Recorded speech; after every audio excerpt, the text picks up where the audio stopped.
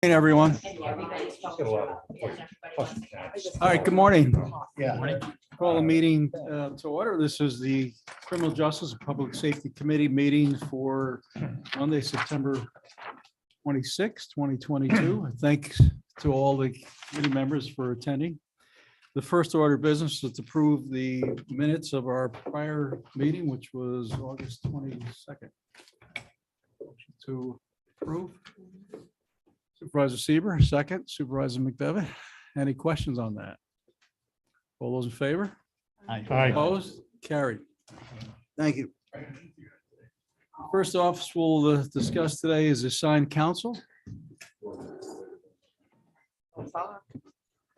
There are, unless I'm incorrect, there are no new agenda items, no pending items. The only item for discussion is a review of the 2023 assigned counsel budget. Is that correct? Morning. Morning. Has anybody had a chance to review anything? Do me a favor and put the mic right down. Has anybody had a chance to review anything? Yes. Any questions?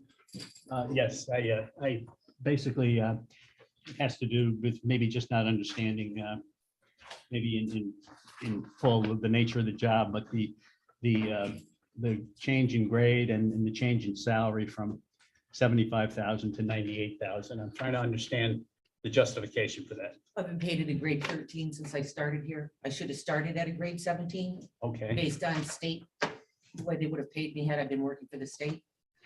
And this grade change only became available this year, okay, so I'm taking advantage of that offer. okay. Good. Thank you for that. You're welcome.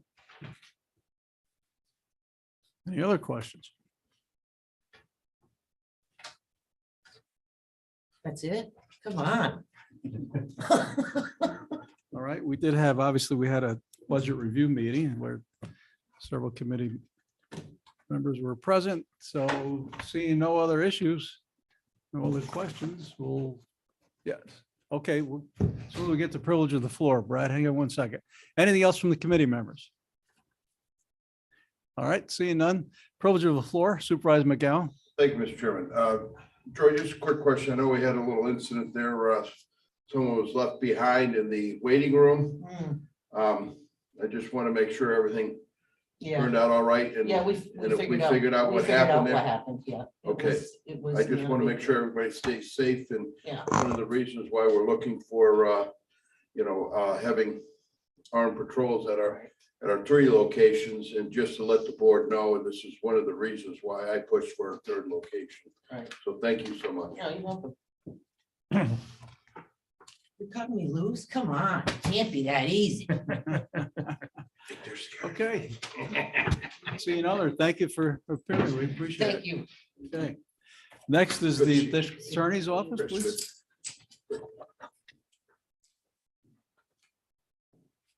Couple of agenda items. The first one is a request to apply for crimes against revenue prosecution grant.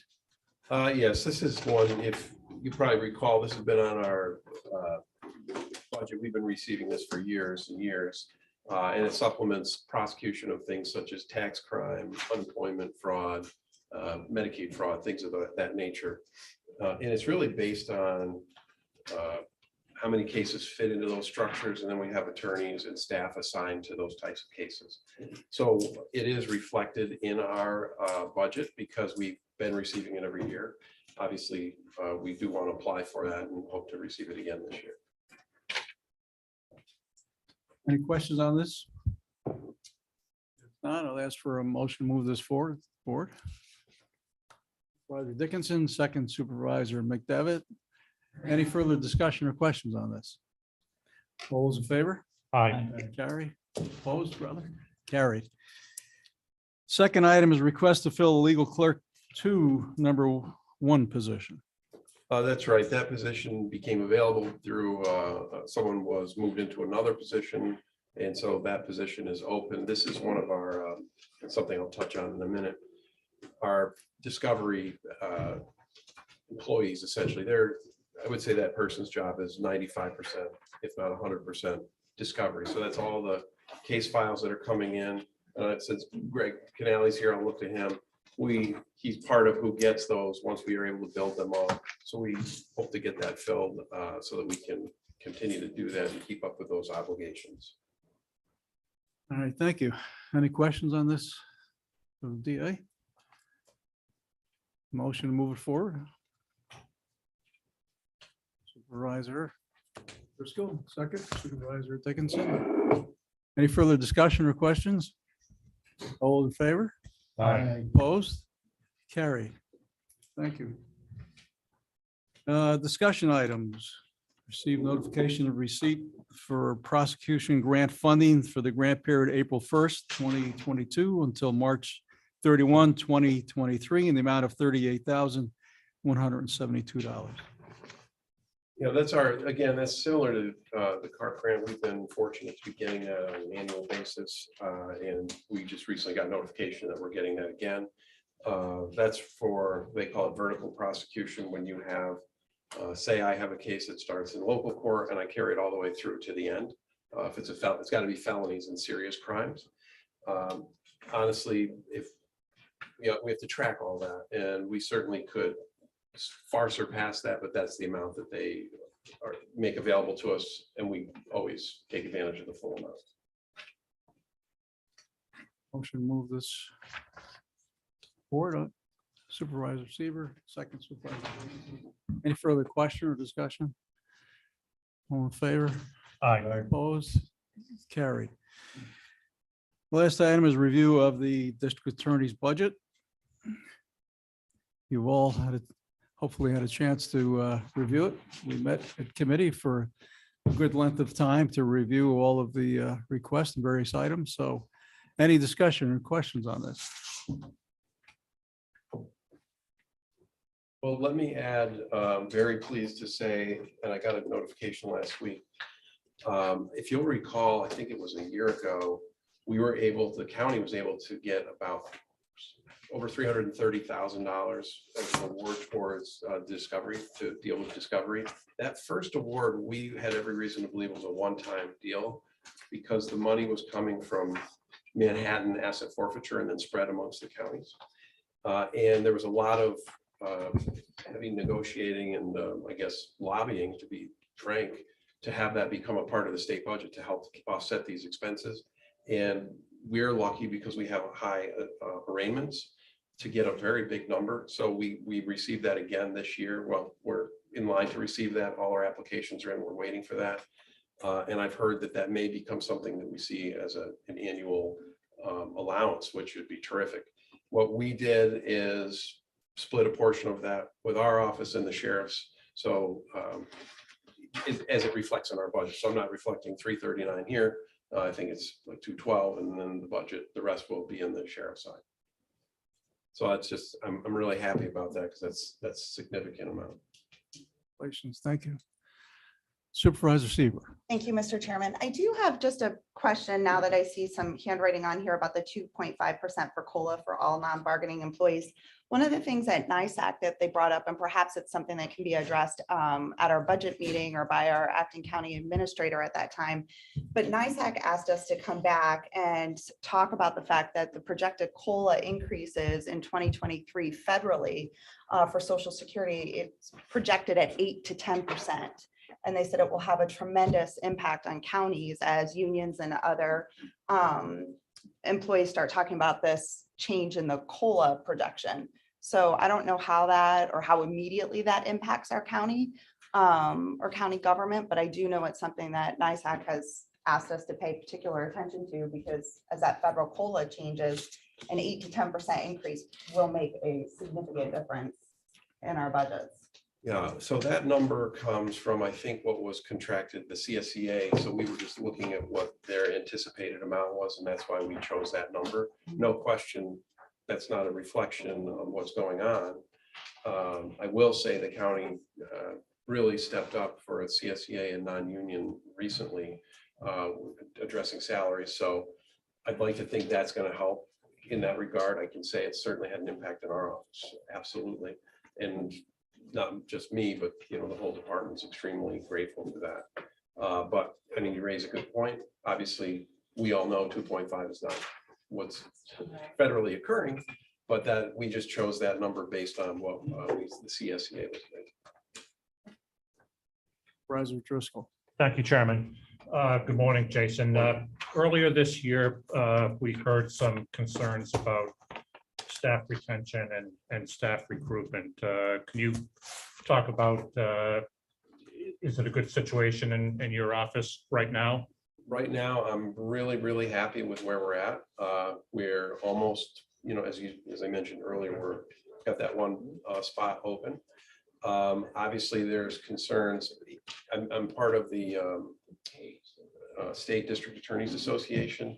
And as an association, one of the big problems they're seeing is exactly that, retention.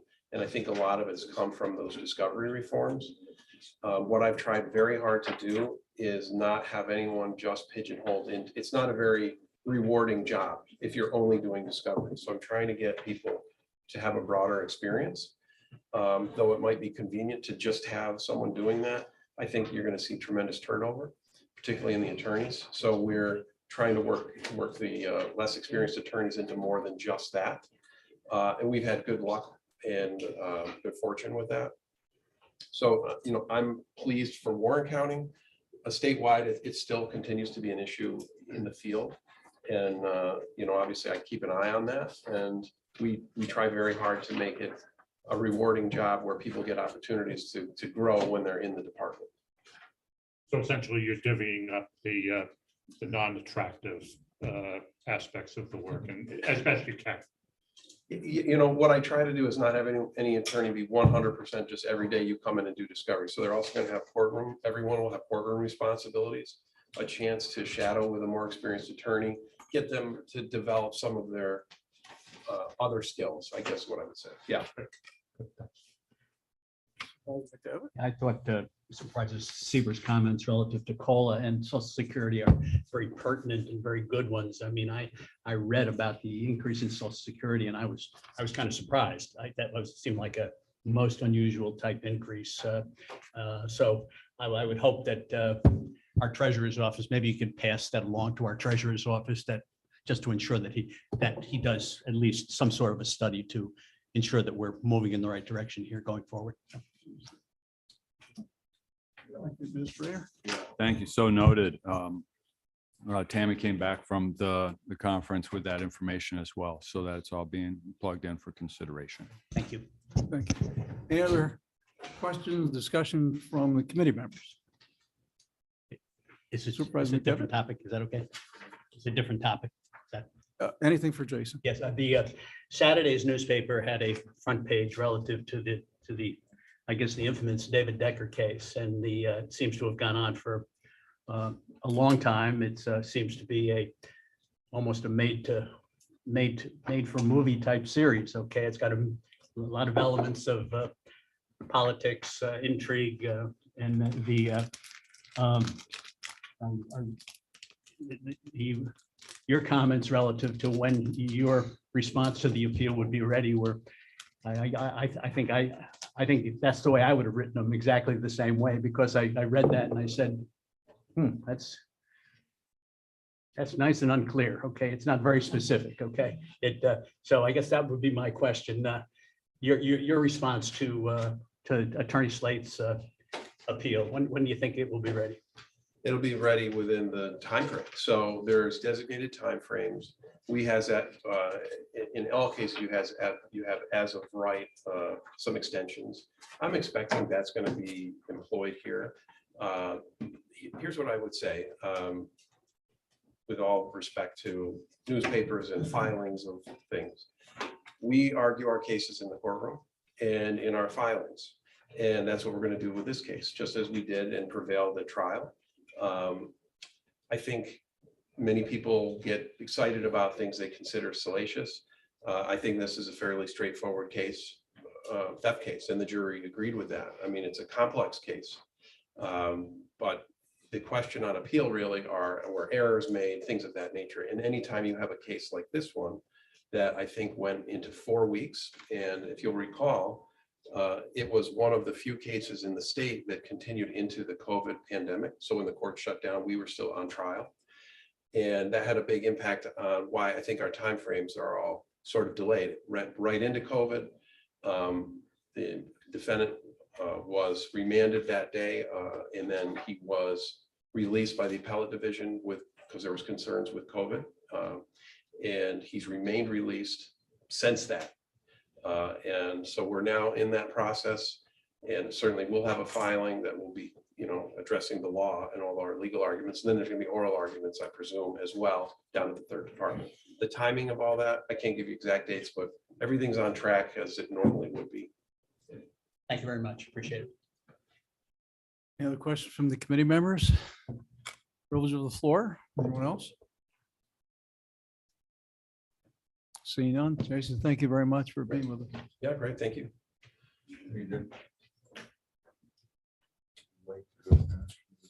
Next office is the Office of Emergency Services, Emery.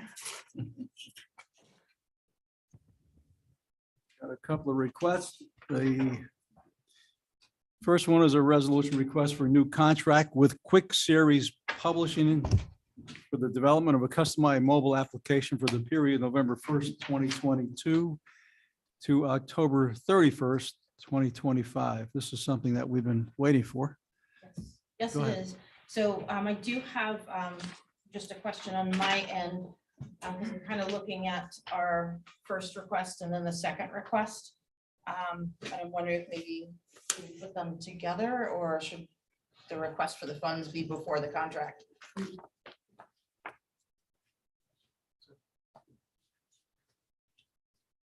Okay, we can combine it. So Okay. yeah, we'll combine it. Okay, so basically what we're looking for is to kind of move ahead with this project. It's a 3-year contract. The first year, we would be looking for funding from the contingency fund for $6,300. I spoke with the company. I know we had started this a while ago. They are willing to hold the contract at the same prices that they quoted us a year ago. So I thought that was a good thing as well. So we're looking to go into contract with them, create this app for our residents, any visitors to the county, anybody. So, and we're looking to the contingency fund for funding for the first year. Can you just briefly tell us how this system is going to impact all of the individual communities? How do we participate? Yeah, so the way I see you participating is we can create a number of different users. We can have the sheriff's department have a user. We can have a user in public health. We can determine who needs to have a user account from the different municipalities as well. You can also reach out to my department if you needed to have anything posted quickly. We can get something up on this and get a push notification out to residents. In this particular company, can also drill it down based on your zip code. So that way, if it's something that's happening in only one municipality, it does not have to go out to everyone that is using this application. And if that individual situation occurs, who would the individual jurisdiction leadership contact? Would it be you, the sheriff, communications? You can contact communications or me directly. I think communications or myself might give you the quickest response, unless you needed to discuss something with the sheriff, of course. Okay, thanks. I assume when this is finally developed, we'll have a training session and Absolutely, information packages. All right. definitely. We've been waiting a long time. I greatly appreciate you moving this forward. This is going to be a big ticket item for Yes. the entire county. Thank you. Then Anne Marie, for people to get signed up on this, what's the process? Well, I think what we're gonna do is try to promote this through our Facebook page, through any community events that are happening. We will also look to tourism to help us, some of the chambers as well. We can get to the chambers, and even through the individual towns. So we'll definitely do a lot of community outreach and try to get the app moving. Especially we thought, as the summer and even the winter season kicks in, we can hit some areas where a lot of the tourists are going to be, whether they're skiing, snowmobiling, or they come here for the summer. So we'll make sure we hit a lot of people, because it'd be great for them to be able to get push notifications if there's any kind of storms coming, anything of that nature, or road closures. So it would be helpful for them to have that as well. Ask for a motion, move this forward. Supervisor Dickinson, second Supervisor McDevitt. Any further questions or discussions on this? If I can get the committee members first. Any other committee members? The privilege of the floor. How is this different and does it dovetail with the stuff that SUNY Albany's been working on with the town of Fairmont? It does not dovetail with that, and it would definitely be different from what they have, because this will also offer training abilities as well. It will give people the ability to look up items, and create plans, and it would just be more of a much larger product than what SUNY Albany was working on. Are they aware that we're looking to do this? I do not believe they are, and I think their project might be coming to a close. I think They just reached out to me to try to expand the project. okay, I will reach back out to them again and see what they're working on, but I don't think their app was something a little bit different. Their app would be as if somebody who traveled to an area where there was better networking and connectivity.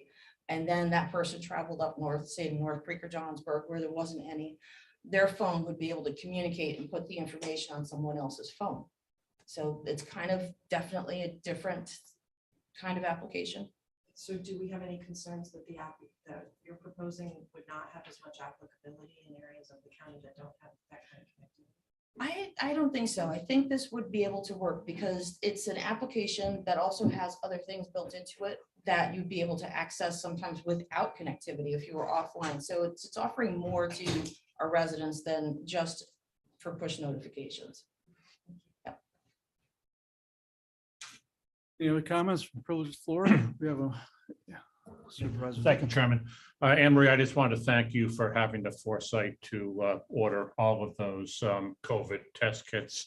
I've already had the opportunity to share those with a lot of senior citizens organizations, food pantries, and houses of worship. And I pray I'm wrong, but I think that we're going to be in for an increase during the autumn and winter seasons leading into the holidays, and having those available throughout the county is a good thing. And again, thanks for sharing that information. Absolutely. And again, we have more. So if you need any, or you have any events coming up, we can help supply some of that. All right, we have a motion, a second to move both requests in reference to this. All those in favor? Aye. Opposed? Thank you. The only other item is discussion on the budget for emergency services. I do have one other item that was a late entry, and I do have the revised. Earlier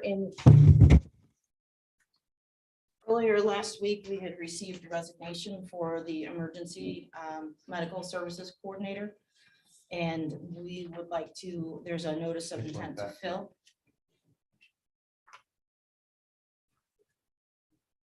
Emery, hang on a second till we receive this.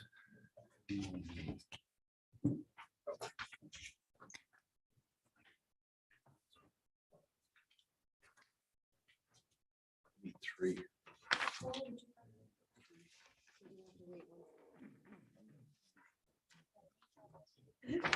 Oh, Sorry, I missed you here.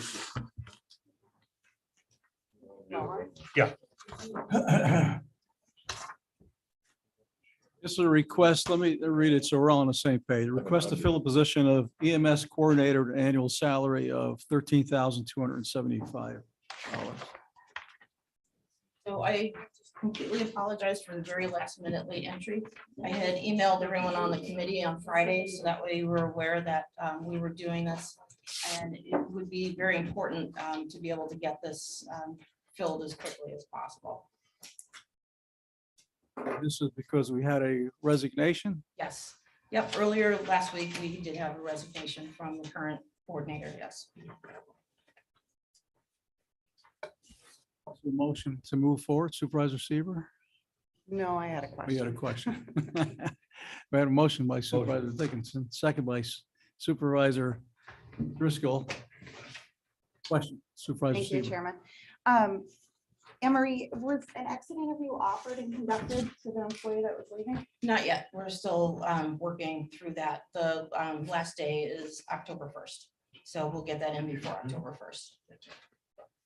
I'll be done this week. Any other questions from the committee? Supervisor Bramer. I can't recall. Is this one where we have multiple of these positions? We have, EMS coordinator. yep, we have 3 EMS deputy coordinators Okay. that would report up to this position. So there's only one EMS coordinator. Yes. Okay. Supervisor Driscoll. Thank you, Chairman. I phoned Emery after getting the email and because the individual is a constituent of mine and know that that individual has a lot of stuff on their plate and also some family issues. I don't know the circumstances regarding the resignation, but I do know that there's a lot of stuff going on in that person's life. So we'll find out if they choose to do the exit interview, I imagine. So thank you. Thank you, Supervisor Seaver. Thank you. Just 2 follow-ups. I don't see the job description on here, but has anything changed? And is the salary of concern? Nothing has changed with the job descriptions. That will be up with the posting as well. And the salary is not, that's the current salary that is in that position right now. And that reflects the increase from August 1st.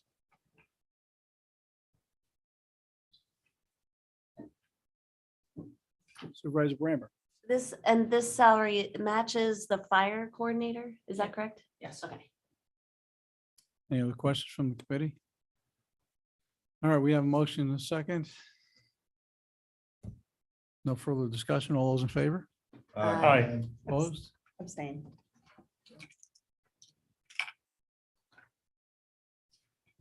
All right, the discussion on the budget.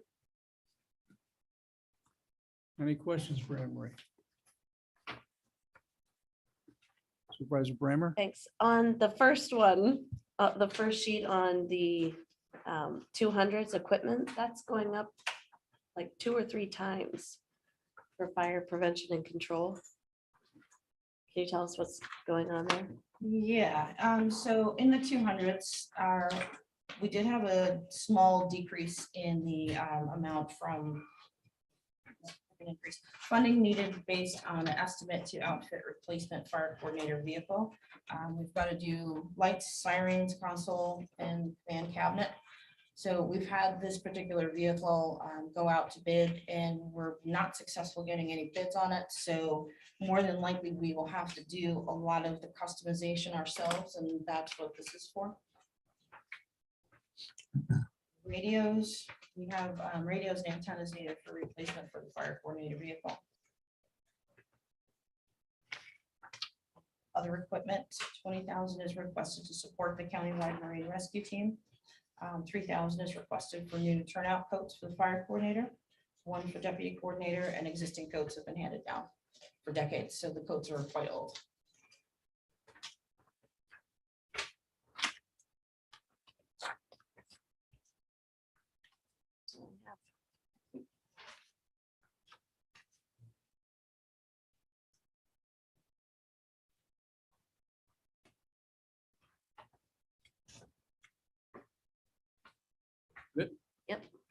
Any other questions on the budget for Emery? Privilege of floor. Any comments, questions? Supervisor Thomas. Yes, on the fire prevention and control, the actual total is 165,290.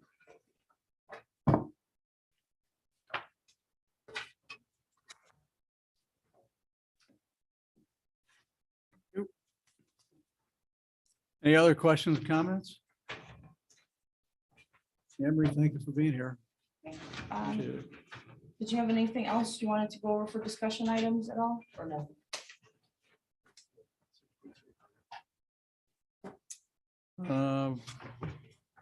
Only discussion item I saw was the budget items.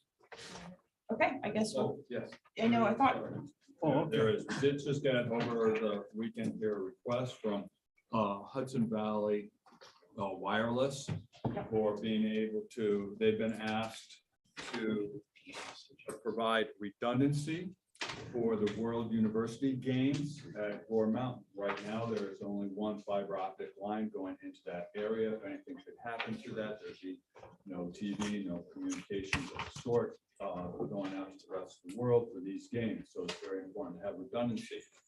They are working with the Dormitory Authority of the North Country and other stakeholders to provide backup connectivity. And our towers on Prospect Mountain are involved in that, or microwave tower. And I talked with former Director LaFleur about this because he was involved in all of these communication things. And it's quite a complex network, but in order for this to go forward, they would need cooperation with the county. Do you want to add anything to that? well, I did have a conversation with Hudson Valley Wireless a few weeks ago about this. So they were letting us know that they wanted to do this project to help get rid of some of the lack of redundancies. And it will definitely be something we would work with the Sheriff's Department in consultation with. I know Mark Neal does a lot of work with Gore Mountain as well as Prospect Mountain.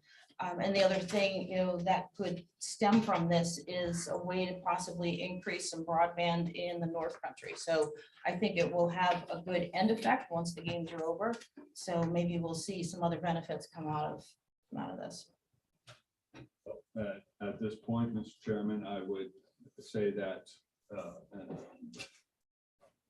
Emery, let me know here if we need anything more, but to bring the stakeholders together, this is all part of an interoperability consortium that covers the North Country. You know, a lot of players are involved, so knowledge people.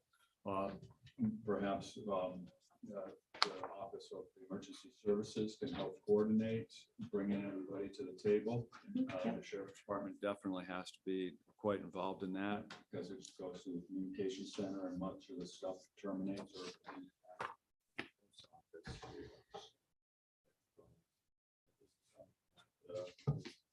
like us to follow up on, so we can get meetings going and work on this because those games are coming up.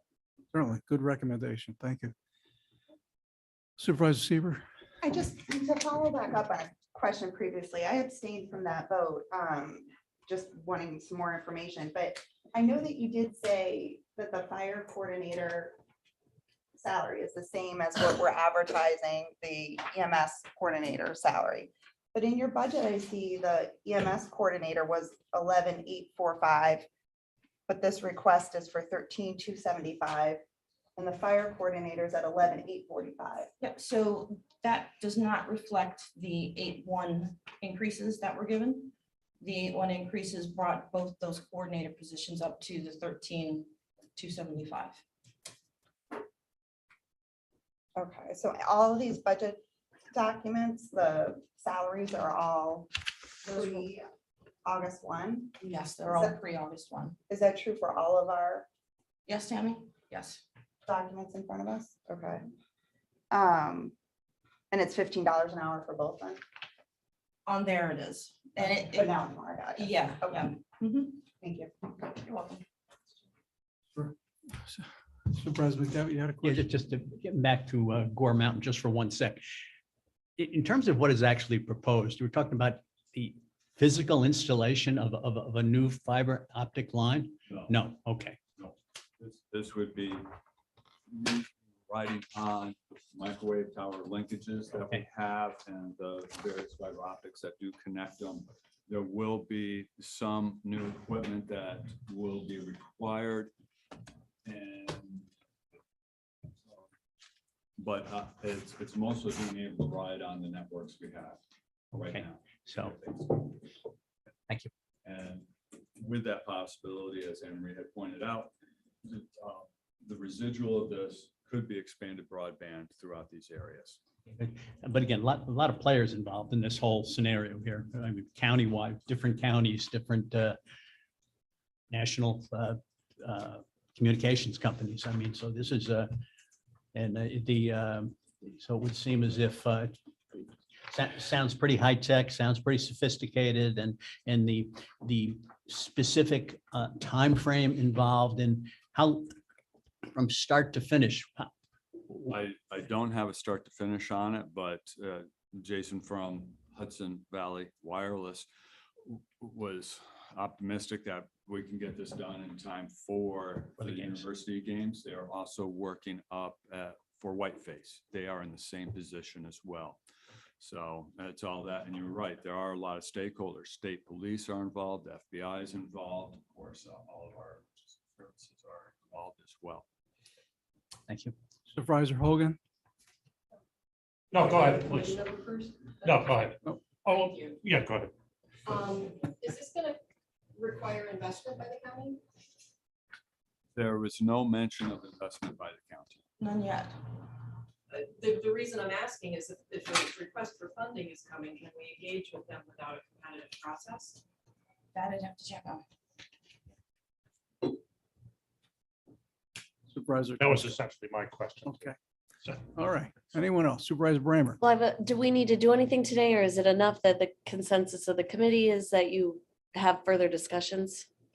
I don't believe I we need think- any action today other than asking Emery and certainly the sheriff and really all our emergency services to work together on this. I believe the state police is really the point person on this, if I'm not mistaken, right?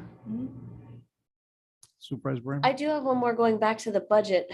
I would offer a suggestion that we take the money that's necessary for the new piece of equipment that you were talking about, the new truck, and just try to fund that in this year using general fund. You want to use, If Emery, maybe she can come back to next committee with a specific dollar amount. can certainly ask you to, I can see if we get a specific dollar amount. thank you. And just pull that out of the budget for this year, for next year, make it happen this year. All right, thank you. Thank you. Anyone else? Emery, thank you. Thank you. Probation agenda, our director is here. I don't believe we have any action items or agenda items. We do not. We do not. So the discussion item is the 2023 budget. Any questions? Well, a couple of things I can add that may not be apparent in the budget. Budget, we have three budgets with respect to probation. The majority is in the 3140 budget, the main probation budget. Where basically our equipment, staff, and anything else we do business is located there. Our budgets are consistent from year to year. We still have Raise the Age funding, Y Reconnects grant, and a little bit of STSJP that help supplement some of the contracts. A couple of things we currently have 3 vacant positions within the department. The probation officer trainee, probation assistant, and senior account clerk. We are not going to fill 2 of those. We're not going to fill a probation officer trainee or the senior account clerk, so we're going to give those back. We've done things different. Supervision numbers have been down about 20% statewide. It's been the trend for the last couple of years. The senior account clerk position was a receptionist within our department, as well as doing restitution. When Michelle Rodriguez left our department, I promoted Shelley Clark, who did the restitution. She's keeping the restitution, so there's no need to do that. We've worked a way to come into our department with the security, which actually works better. And we have an automated phone system. So we've eliminated that position. With respect to supervision, I think our numbers are good. They're consistent. We'll see how it goes. If we need anything else in upcoming years, we'll come back. But I think we're in a good position at this point. Those things weren't relevant with, or excuse me, you wouldn't have saw those in the department budget. But everything else appears to be consistent. So I'm happy to answer any questions. Supervisor Bramer? Well, on this first sheet, the contractuals look like they're up significantly from 120 some to 320,000. That's employee benefits. That's the contract. Oh, well, wouldn't that be on the employee benefits? Yeah, that would be the other line, which is going up. I understand personnel services and employee benefits are going up because of the cost increase that we gave in August. Sure, where's the 123 figure in the Supervisor Brand? On the first page after the agenda, under, it does say 3140 is the budget account code. And then that third line down, the 400s contractual. Right. 2021 was 124,000. 2022 went up to 337. Right. Those were raise the age contracts. Those are money we put aside for the work we do with raise the age, and there, whatever money we put in for our contracts with our grants, there's also revenue that's associated with that. So Okay. we may not spend all that, but we have the revenue to support it. Okay. So that was the jump with respect to that raise the age, why reconnects, and some work we've done with SGSJP. Thank you. You're welcome. Supervisor Seaver? Thank you. Somewhat related to raise the age, but I did just want to take an opportunity to recognize your hard work with the New York Association of Counties. You, both Supervisor Drossy and I were there on Monday morning when we talked about pending resolutions, and of course, they spoke quite a bit about the hard work that you've put into advocacy at the state level and what a great representation for Warren County. I hope that you'll take a look at the NACO NISAC agenda when it comes out and speak with our clerk of the board about any resolutions that you would like that committee to consider moving to the full board, because I know there are ones that are important to you and to probation offices. So rather than bring them through each individual committee, we're going to share the resolution list with all department heads and just ask if there's any resolutions you want brought forward. But again, just wanted to recognize your hard work and say thank you for being such a good representation for us. Well, thank you. We put a lot of hard work, but we don't get any results. We keep trying. Any other questions? Those to the floor. Anyone else? Supervisor McGowan? Thank you, Mr. Chairman. Bob, how's the new phone? I know it's just new and in place, but the new phone system's going. It's been 2 days. We got to make a couple tweaks. I'm higher up on the list than I should, so I get the majority of calls. Wasn't the intent. But, so we got to make a little, I got to put me down a little further. So with any system, it's a work in progress. So it's going pretty well. I think it's eliminated the number of calls that everybody has to answer. When we got rid of the senior account clerk, everybody pitched in and answered the phones. So, you know, it's a group effort. So this will help eliminate some of those calls via the automated system. We think. I guess we'll find out. I never had one. So we're 2 days into it, but we got to make a couple tweaks on it. Oh, that's great. Thank you. Thank you. Supervisor Thomas? Yes, I'd just like to thank Bob. He's one of the few departments that actually listened to me back in July when it came to vacant positions, and we've taken out a couple of positions, and helps the budget considerably. I will say he's one of, I think, two. I go and listen to the budget also. Anyone else? Supervisor Seaver? Just as a follow-up to our budget officer's comment and looking for the preference from the probation director, those unfunded positions now in the budget, will they be deleted or will you be keeping them in the budget unfunded? The positions will eliminate. We'll look to take them off. You'll delete them out of the, okay, thank you. Any other questions?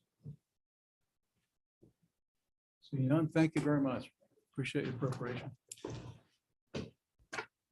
Public Defender's Office. We'll get the bucks out.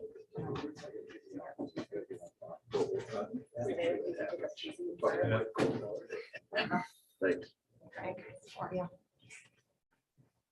All right, we have one request, that is to increase or decrease the salary of non-union position, the coordinating attorney / public defender.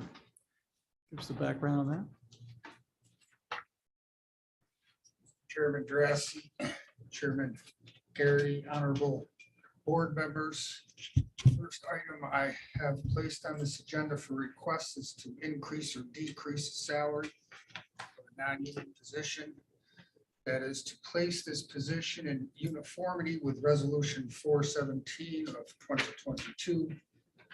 This position is a coordinating attorney position and is 100% funded by ILS.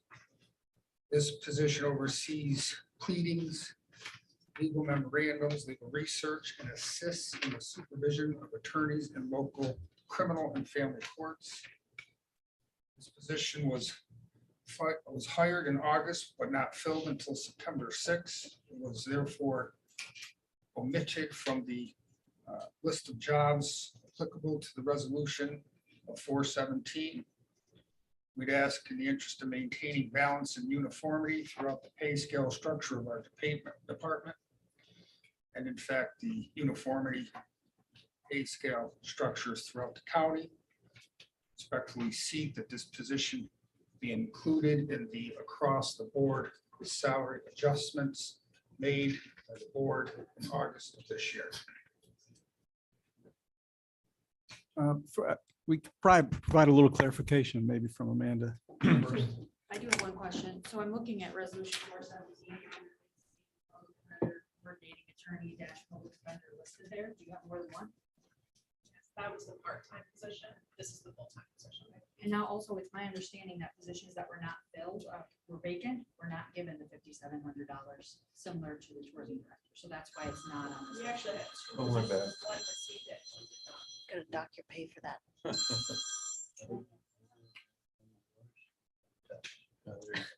All right, motion to move this forward. Supervisor Seaver, second Supervisor McDevitt. Any additional questions, comments? Seeing none, all those in favor? Aye. Opposed? Carried. I don't believe there's any other requests. Is that correct? No Yes, further sir. requests? That's it, yes, sir. So and now I'm up for discussion on the budget.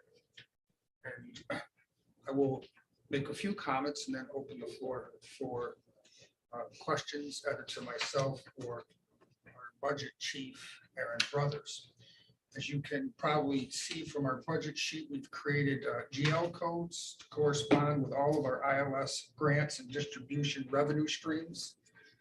This is extremely helpful for us as to being able to distinguish for the board's sake and ours, those income streams which are coming from the state grant funding programs administered by ILS and those which come from the taxpayers of Warren County. We believe that this will give a clearer picture from 2023 moving forward as to what exactly the county expenditures are versus those expenditures we receive funding from the state. There's also been and will continue to be our goal to maintain stability in county funding from year to year to build on that using ILS grant funding. As the new public defender who's been in office now for 5 months, this being my first budgetary process, of great concern to me was to make sure that the taxpayers of the county of Warren did not experience any increase in expenditures for the administration of my department, and that if at all possible, any increases in those expenditures should be first and foremost funded by ILS grant funding. As you can see, this year we are proposing a total expenditure outlay in the sum of 1.8 million. Of this, 49% or 887,000 is reimbursable to the county via ILS grant funding. I would then ask the board if there are any specific questions relative to the submissions we've made. From the committee, Supervisor Seaver. Is there a way for this to become a best practice in every other department that receives grant funding? This is excellent. And I know it's your first year doing budget, and I commend both of you for being able to break this down and really show what those grants are versus the cost of the taxpayer. Thank you. Excellent job. I will say that 99.9% of this process, I must give credit to Ms. Brothers. For me, I will reserve half. Thank you for your 0.1%. Diamond? Thank you, Mr. Chairman. Just a question. It sounds to me today that the budget process has been completed for several different departments here in the Public Safety Committee. I haven't had a good chance to look at great detail of the budgets. So I just want the department heads to know that I may be requesting additional information to justify your request before I vote on the budget. Member of the Budget Committee, I don't know if we've completed it yet. I could ask the chairman, the county administrator, if we've completed the budget process, but I'm certainly not aware of any of these activities occurring, or have I been notified? That's a question for the county administrator. Have we completed the budget review process for everybody within the county? Several weeks ago. We did. Every department came and presented their budget, and since Okay. then it has been reviewed, and I'll look over to the budget officer to answer your question about Attendance? more detail on it. As far as the detail, I'll be requesting the detail from the department heads directly, but my question is a little bit deeper than that, is that as a member, why I wasn't notified of the review process? Can you answer that question, Mr. County Administrator? My best. Thank you. On that, and backup and help that I can get. The ball sits in your court, buddy. Thank you. The budget review process, as it occurs every year, includes the budget officer, the chairman of the board, chairman of the committee, the county administrator, the assistant to the county administrator. And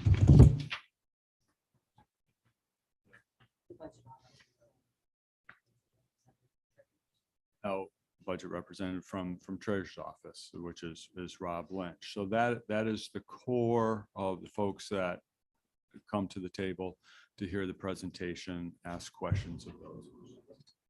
As with all meetings, these are open to. They weren't posted though. The budget review process was not posted.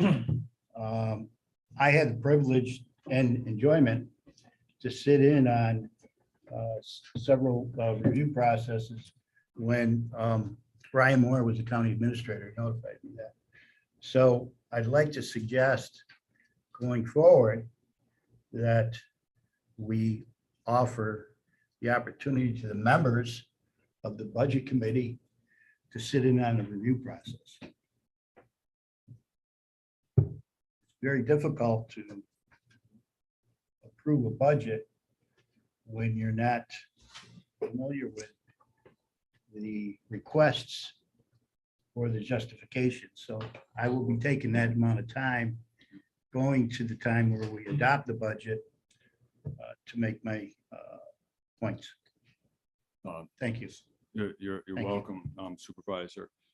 Mr. Chairman, on the reason for these committee meetings today is the presentation of the department budgets that come before respective committees. All of this information has been sent out in advance of this meeting for all committee members to review and look at. With the idea that you can come into each committee meeting with any questions that you have for clarification while the department head is up here and can answer them. Yeah, agreed. At the, just one quick comment, at the end of the meeting, I was going to actually extend thanks to the acting administrator, Supervisor Thomas, Chairman Garrity, and each department head. These were really quite extensive meetings with the sole purpose really in mind to be as efficient stewards of the public tax dollars as possible. So personally, I have a good feel for the process. Obviously, it was my first time at this, and I found it to be a very effective process. But a lot of questions and answers, some modifications along the way. So just from where I sit, I found it to be a very transparent in terms of the people sitting at the table. So Supervisor Seaver. Thank you, Mr. Chairman. To your point about the transparent and effective and informative process, I would agree with you. If you're invited to attend those meetings, it is very informative. You do learn a lot. You're not constricted to a time frame like we are here today. And every single year that I've been on this board, department heads have always come in and shared their budget with us as committee members. But several years ago, and in particular last year, we had a very open and transparent process where everyone was notified of a budget committee meeting, where what you experienced, any members of the board were asked if they would like to attend. And in some cases, the county administrator did reach out and invite specific people to see if they wanted, knowing they had an interest in particular areas. So I would say that while respectfully, I know it's your first experience with this, for those of us that don't chair a committee or are not fortunate enough to sit on the budget review, the budget committee, we were completely out of the picture and not notified. They were not open meetings. They were not posted for the public. And we did not get a list of meeting dates and times like we have in the past. So past practice has in fact varied on how this is handled. So it is disappointing. There is a lot of information. I think that's probably why so many of these budgets are going without a lot of questions, you know, which is a little different than the statement at the beginning of the meeting that several of us from the committee were at those budget meetings, because we weren't. But those are the times to really get into the details of the budgets, and it's so helpful. And I wish that we would have been invited. Okay, understood and appreciate it. We can certainly talk about the future. Supervisor Driscoll. I appreciate the conversations. I just wanted to go on record that as chair of the Human Services Committee, and I'm not up on all the protocols, and I did invite all the members of my committee in an email that I was going to be present, whatever the date was, and they or anyone else was welcome to attend. I wasn't counting on people. Even though I think it's the most important committee in Warren County, and that's because I chair that committee. You know, I did extend that to the members of my committee and asked them to bring anyone else along that, you know, might be interested in human services. So, well, I but appreciate. I think that's the responsibility, maybe also not just of the administrator but yeah, as each chair, committee person. I too. appreciate that comment. Certainly as chair of the committee, I could have done that and take responsibility for it. The only thing I can tell you is repeat what I said previously. Having prepared budgets and worked on budgets in many different assignments over the years, I found this one to be extremely thorough. Supervisor Thomas. I will just make the comment that these budgets that are before you, other than a few slight modifications, have not really been changed. They were as presented. So I will just say there will be more reductions. Thank you. Supervisor McDevitt. Just one quick comment. To get back to our public defenders meeting for a second here. I think Greg, I think you're a great fit for the job you've taken. I know you've only been in the job 5 months, but in my opinion, the public defender's office is a very important in terms of ensuring that our whole system of justice is taken care of in an appropriate way. So I hope you're happy, and I hope you'll stay a long time in Warren County. Thank you. In closing, just two quick brief remarks. I would say that we did also hear Supervisor Thompson's request that we reduce some of our expenditures if and when we can. We have eliminated part-time private investigator position without trying to expand that. And we also are calling some of our North Country courts prior to expending transportation costs to see if we can't either adjourn those cases to consolidate, try to get as many cases on those calendars resolved as possible instead of just traveling all the way up there And lastly, to Supervisor Diamond's concern, I'll tell each and every one of you that I am mindful of my obligation to be responsive completely and fully to you, the representatives of the taxpayers of Warren County. And in that regard, my phone and door is always open for any of you who would like to ask any questions. And in fact, I have absolutely no problem in going to your office to meet with you and address any concerns, budgetary or otherwise, that you may have with our department. That being said, thank you for your time. Supervisor Bramer. Just on that, I appreciate that. I agree a lot with Supervisor Seaver that this layout is much better for us to be able to see the individual grant items and how the revenues are coming in for those, but it is a little bit different from the past, so it's hard for me to go through it and understand that. So I may take you up on your offer to come and ask you questions about specifics of these. I was pretty well baffled too as I'm looking at it, so I needed a lot of assistance myself. So yeah, the door is always open. Thank you. Because it is confusing. Thank you. Any other comments from committee members? Amanda? I just wanted to mention back to discussion on budget team meetings. Those were budget team meetings, not budget committee meetings. We're very careful to make sure that there is not a quorum of the committee, and that's why supervisors are not encouraged to invite other committee meetings, because if there is a quorum, that's the end of the meeting. You have to, we can't meet secretly. So that's why they're not published. They're not intended to be public meetings. So next year, if there's something different that the board wants to do, we will schedule accordingly and make sure those are all public. But that's why budget team meetings are different than budget committee meetings. The budget committee is scheduled to meet, I believe, next week. That's not on the calendar. It's just went out on the calendar Friday, I believe. Okay. Supervisor Seaver? Supervisor Seaver? It's Thursday, I'm sorry. It's Thursday. Can I ask a question about Sure. that? In the past, and I really applauded our budget officer at the time when Frank had provided a list of budget committee meetings, and that was given to all members so that if a quorum did happen, someone did leave who wasn't a member, so that we didn't have the problems with the violations of open meeting laws. And I wish our acting county administrator was in here while we were talking about the violation of open meeting laws, because I do agree that it's really a fine line. But in the interest of trying to involve everybody who has an elected position on this board and trying to advocate for their communities, I don't see why we couldn't go back to a process where we had multiple budget meetings, had a calendar that was given to everyone, and we were respectful of the quorum issues. That certainly can be done, and it's been done a number of different ways over the years since I've been here. But I'm just saying, for anyone who's listening on the live feed and is looking for those minutes or anything, there won't be any because they weren't public meetings. So next year, you know, the board and the budget team, and the budget chair decides to do things differently, we can certainly make that happen. I'm just for the preserving the legality of the open meetings law. We didn't do anything wrong. There were no quorums. Gotcha. No illegal meetings. It was budget team, not budget.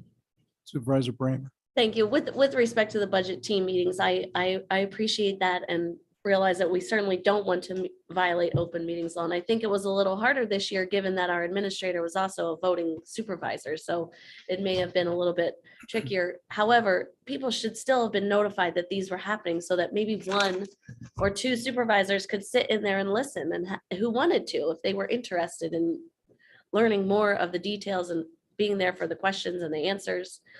That would be important protocol for going forward in the future. I know that's how we handled it last year, but that's it. Like Supervisor Sievers said, it has varied over the years. So that's one thing. Also, Amanda, I do see it now on the calendar. Thank you.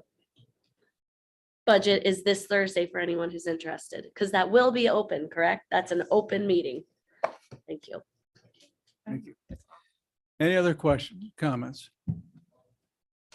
Greg, thank you very much. Appreciate you being here. All right, final agenda is the sheriff. Sheriff LaFar is with us. There's 3 individual requests and a couple discussion items. First one, request is to enter into an agreement with People Facts to provide applicant background screening services. Sheriff? Yes, this is something we've been doing for years. We've been paying for years.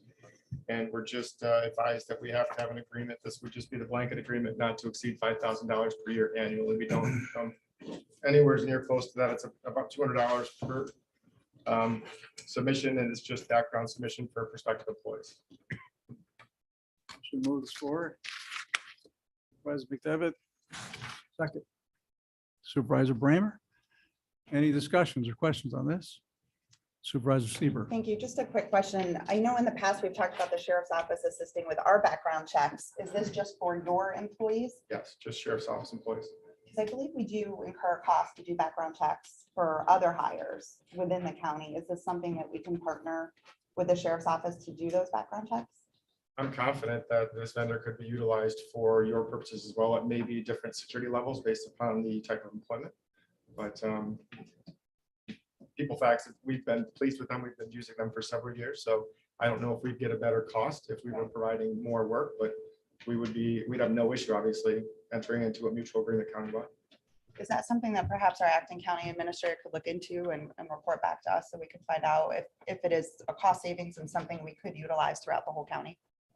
Check with the HR director, see what we use now, and Okay, thank you. Thank you. May I just ask though that we have some outstanding bills. This is what kind of brought this to the surface for this particular request. All right, we had a motion and second. Any further questions on this? All those in favor? Aye. Opposed? Carried. The second request is to amend the Queensberry Union Free School District School Resource Officer Agreement. Superintendent Gannon reached out to our sheriff's office recently. They have a large campus and they are very pleased with the services that we provide and have simply asked if we could provide another school resource officer. They prefer that to be on a part-time basis. We started to reach out to retirees and we believe this is something we may be able to fill for them, but we would obviously require your approval first. And this would be a zero impact to the budget. It's fully reimbursed through the school district. Supervisor Seaver made a motion, second by Supervisor Driscoll. Any discussions or questions? Yes. Question, Supervisor McDevitt. Obviously, the Queensbury School District is happy with your performance and students are accepting and you're proving your value within the school system. Yes, they love the officer that's assigned. The officer loves working in the school district. We are nothing but positive. Fantastic. Sounds great. Thank you. Any questions, further questions? All those in favor? Aye. Opposed? Carry. Thank you. Third request is to amend the county budget to provide the funding necessary to purchase body worn camera systems and replace sheriff's office tasers. Sure. Yes, we've had conversations about body worn cameras for several years. During our budget teams meeting this year, we made a request again to add this item to the budget. It's a little over $250,000 annually, and we would enter into agreement with Axon for 10 years, so $2.5 million over a 10-year period. This agreement would allow us to have the newest body worn camera technology, as well as to upgrade all of our taser systems. And during the teams meeting, it was suggested by the budget officer that maybe we submit this request for funding out of this year's fund balance to not add it to the budget for next year. This is something that we've been in discussion about for quite a long time. Sheriff, thank you for moving this to a point where we are today. Motion to move this forward. Supervisor McDevitt, second Supervisor Dickinson. Question, Supervisor McDevitt. I would think in general terms, police departments throughout this country having body cameras adds value in terms of the public having faith and confidence in police officers, that if there's an incident occurring, that you can have basically an instant replay, that you have something on tape that just adds to the truthfulness and the integrity of the situation at hand. So I've always been a little surprised since I've been up here this is what I've understood, our officers do not wear body cameras. I say this in just about every meeting with our supervisors that relates to funding and finance budgets. What we do is expensive, and I agree. And we've had conversations. We've kind of dragged our feet with it a little bit, knowing that it is a significant expense, but this one is absolutely necessary. And I personally have to applaud the budget officer's suggestion and recommendation I know that it would be vital, and I'm confident that it will reduce expenditures in the future in relations to liabilities and suits against the county. Our officers do tremendous work every day, but we receive complaints. There are issues with prosecutions, and it goes down to testimony. He said, she said. This would all but eliminate that. You simply click play, you watch, and you listen. It also would transition into the First Amendment audits that are continuing in our region. I don't know if you've seen some of them. There was one recently in Fort Edward, and to have just an instant replay of the conversation, the communication, our response, it would be a very useful tool. Supervisor Brammer? I just have a technical question. So it's picking up audio as well? Yes. How far away? I'm confident if there was communications in this room, it would pick up the majority of the communications.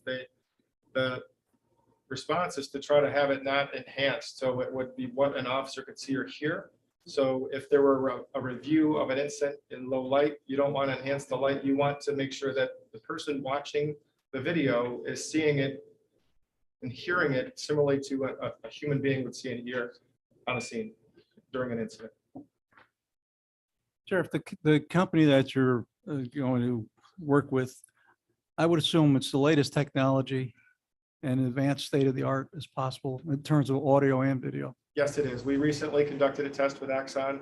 They were here for a road show earlier this summer. I invited all the board to come and see that. And it was just, it's very impressive. And with this agreement, if we damaged or required a repair for an item, they simply replace it, replace the taser, replace the camera. If there's new technology that comes out, we'll receive the newest technology. They'll just replace them for the new advanced systems. It's we were very pleased with the quote. Supervisor Diamond, you had a question? Yeah, thank you, Mr. Chairman. I'd like to amend this particular resolution today to include the City of Glens Falls Police Department. City of Glens Falls has year-to-date paid 8% of the entire operational costs here at the county. This monies that are being requested today are coming out of the general fund unappropriated surplus fund balance, which means that city is entitled to, in my opinion, 8% of that fund balance. So rather than strap the city's police department or the city taxpayers with those costs going forward in the City of Glens Falls, I would like to include amending this resolution that the Glens Falls Police Department be included in this purchase and not to exceed, I don't know actually what the cost year to date would be for the city, but I would put a number in there, not to exceed $400,000, and ask this board to amend that and move it on to the full board. So my request is to amend this to include the purchase or acquisition of similar equipment for the Glens Falls Police Department, which is within Warren County. I'm not going to say it's a substation or a satellite station, but it's the Glens Falls Police Department. And I believe that the fund balance has been a result of every community contributing and cutting the cost over the years. And I think the money should be appropriated out of there to help the Glens Falls Police Department. So that would be my amendment to this resolution, to include the Glens Falls Police Department not to exceed $500,000. And whatever the cost they come up with at the City of Glens Falls for their staffing members, they can submit that to the county and be reimbursed. I'll ask Supervisor Diamond a question. Do you know if the City of Glens Falls Police have done any background work in terms of policies, practices, storage of this, how the actual activity will work? I don't know that, but I believe that they use the replacing, looks like some taser equipment along with cameras, and I've been using the cameras for many years. But my point is that the city is paying 8%, and we're maintaining our police department. And I get that. And here's an opportunity to share an expense coming out of a general fund balance. I'm not asking you to appropriate this into a specific line item, but come out of the general fund balance to pay for the same equipment that the Glens Falls Police Department needs. That's what I'm asking. Supervisor Driscoll. I'm prepared to second that, but I have a question before that. Go ahead with your So, question. Okay, so this would begin countywide, when, Sheriff? We're looking at January, or we, Our hope would be early 2023. There's Okay. still policy review that needs to take place. We had a meeting with Attorney Ellman last week and had some basic introductory discussions. The purchase issuance, it will take us a little bit of time, and I don't believe it wouldn't be before January, but it would likely be within the first, or if not the first, the second quarter of 2023. and personally, I really like the 10-year contract. I mean, we know how much we'd be paying in 2031. So that's a good thing. Is there any possibility that the contract could be amended, at which time the city was prepared to engage in that? And I'm not exactly sure of the numbers that Supervisor Diamond was proposing. The cost over 10 years was $250 $7,000 each year. So Supervisor Diamond's amount was based on a 10-year projection, or Whatever's in line with the okay, all right, appropriation, okay. today that we're talking about.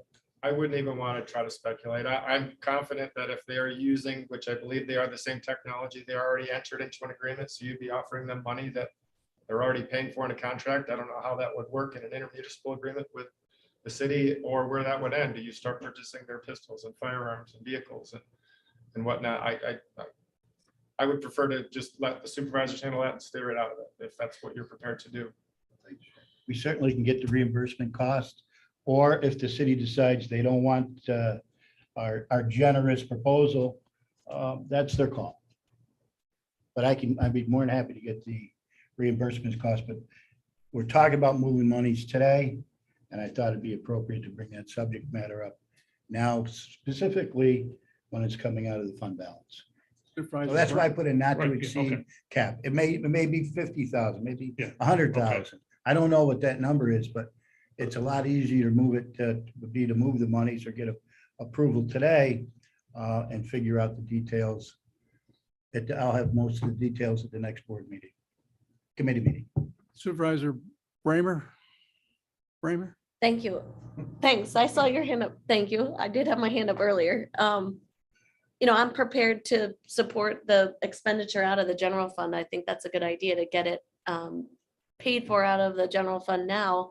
And if Supervisor Driscoll hasn't formally seconded the amendment, I will do that. I think it's important that we have consistent policing across the county on this particular issue, and I'm happy to support the city police department with this expenditure, whether it's a reimbursement, a new contract, or piggybacking off the county's purchase. I think it's important. I do think it's a good piece of technology and hopefully will help our agencies, law enforcement agencies, document their good work that they are doing to protect residents and to protect against these other things, the First Amendment things that the sheriff has told me about, which are rather concerning. Supervisor Dickinson. I'm opposed.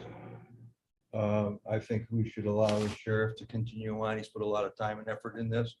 He's got it organized. He's got the money set up. I appreciate Mr. Diamond's proposal. If he's serious about it, I think he should go back and get us some hard numbers. Talk to the sheriff's, talk to the police department in the city of Glens Falls, and maybe have a meeting with the sheriff so that we can get this coordinated. But it's a totally separate issue as far as I'm concerned. I think we should take care of the sheriff today and have him come back with something more Supervisor solid. Seaver. Thank you. The Robert's rules in me I'm just about dying over here with not having a vote on the amendment. and then having discussions so that we could debate the amendment. But that being said, since we're all going to violate Robert's rules, I'll join in for the moment. I'm prepared to support this amendment if we do talk about it, but I think it's an excellent example of shared services. And I also would like to know about the storage component. So once we get through the amendment, may I please have an opportunity to ask about storage? Okay, I'm going to offer, Amanda, I'm sorry. I just have one quick point. So the motion on the floor is to amend the county budget in the amount of $257,310.60. But then there's an amendment to that, the original motion to amend the county budget to appropriate funds. So when we're appropriating funds, it has to be a solid amount. It can't be not to exceed 400,000. So do you want to say you want to amend, is this amendment to appropriate $400,000 or we need a round figure? $400,000 is okay, would work. Is that a year or is that for the 10 years? Whatever this, what's this purchase for?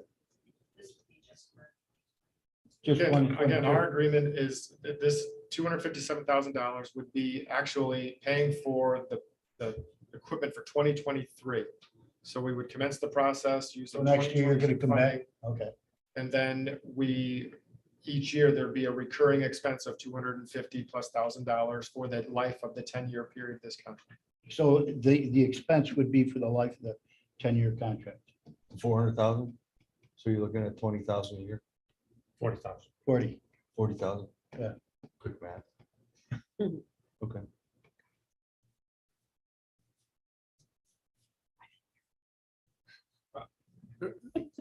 Yeah, we have a. So it's not to exceed $400,000 is my amendment.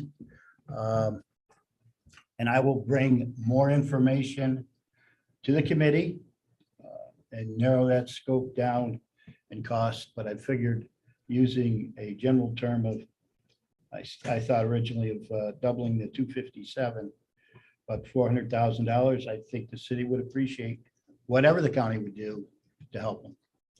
I think you still said not to exceed. Am I correct? Right, Well, so we're doing $400,000. $400,000. Backing up a minute. And then- Is this- We're appropriating $400,000 from this year's budget, or you're looking for? From the fund 400,000 in balance. 2023? Yep. Normally, we would only appropriate funds in the budget year we're working in. So if this is not until 2023, you would do it through the budget process. You wouldn't do it now. We're working in 2022, so we're only touching 2022 money. If you want to appropriate $400,000 in 2023, we either do that through the 2023 budget process or bring it back next year. With taking care of. I think this is for this year. Is this money that you're looking Promise. for, the 257, your that we- original? is We're that going to for start the 2022? process this year, hope to get the purchases, contracts and everything in place, and it will likely again carry into next year, which we would just carry the POs into the following calendar year. Okay, so the $400,000 that we'd be appropriating in 2022 All right, okay. would be All for right, 2022 all right, I going just- forward. Right. 2023. Right. Okay, thank you. Right, right.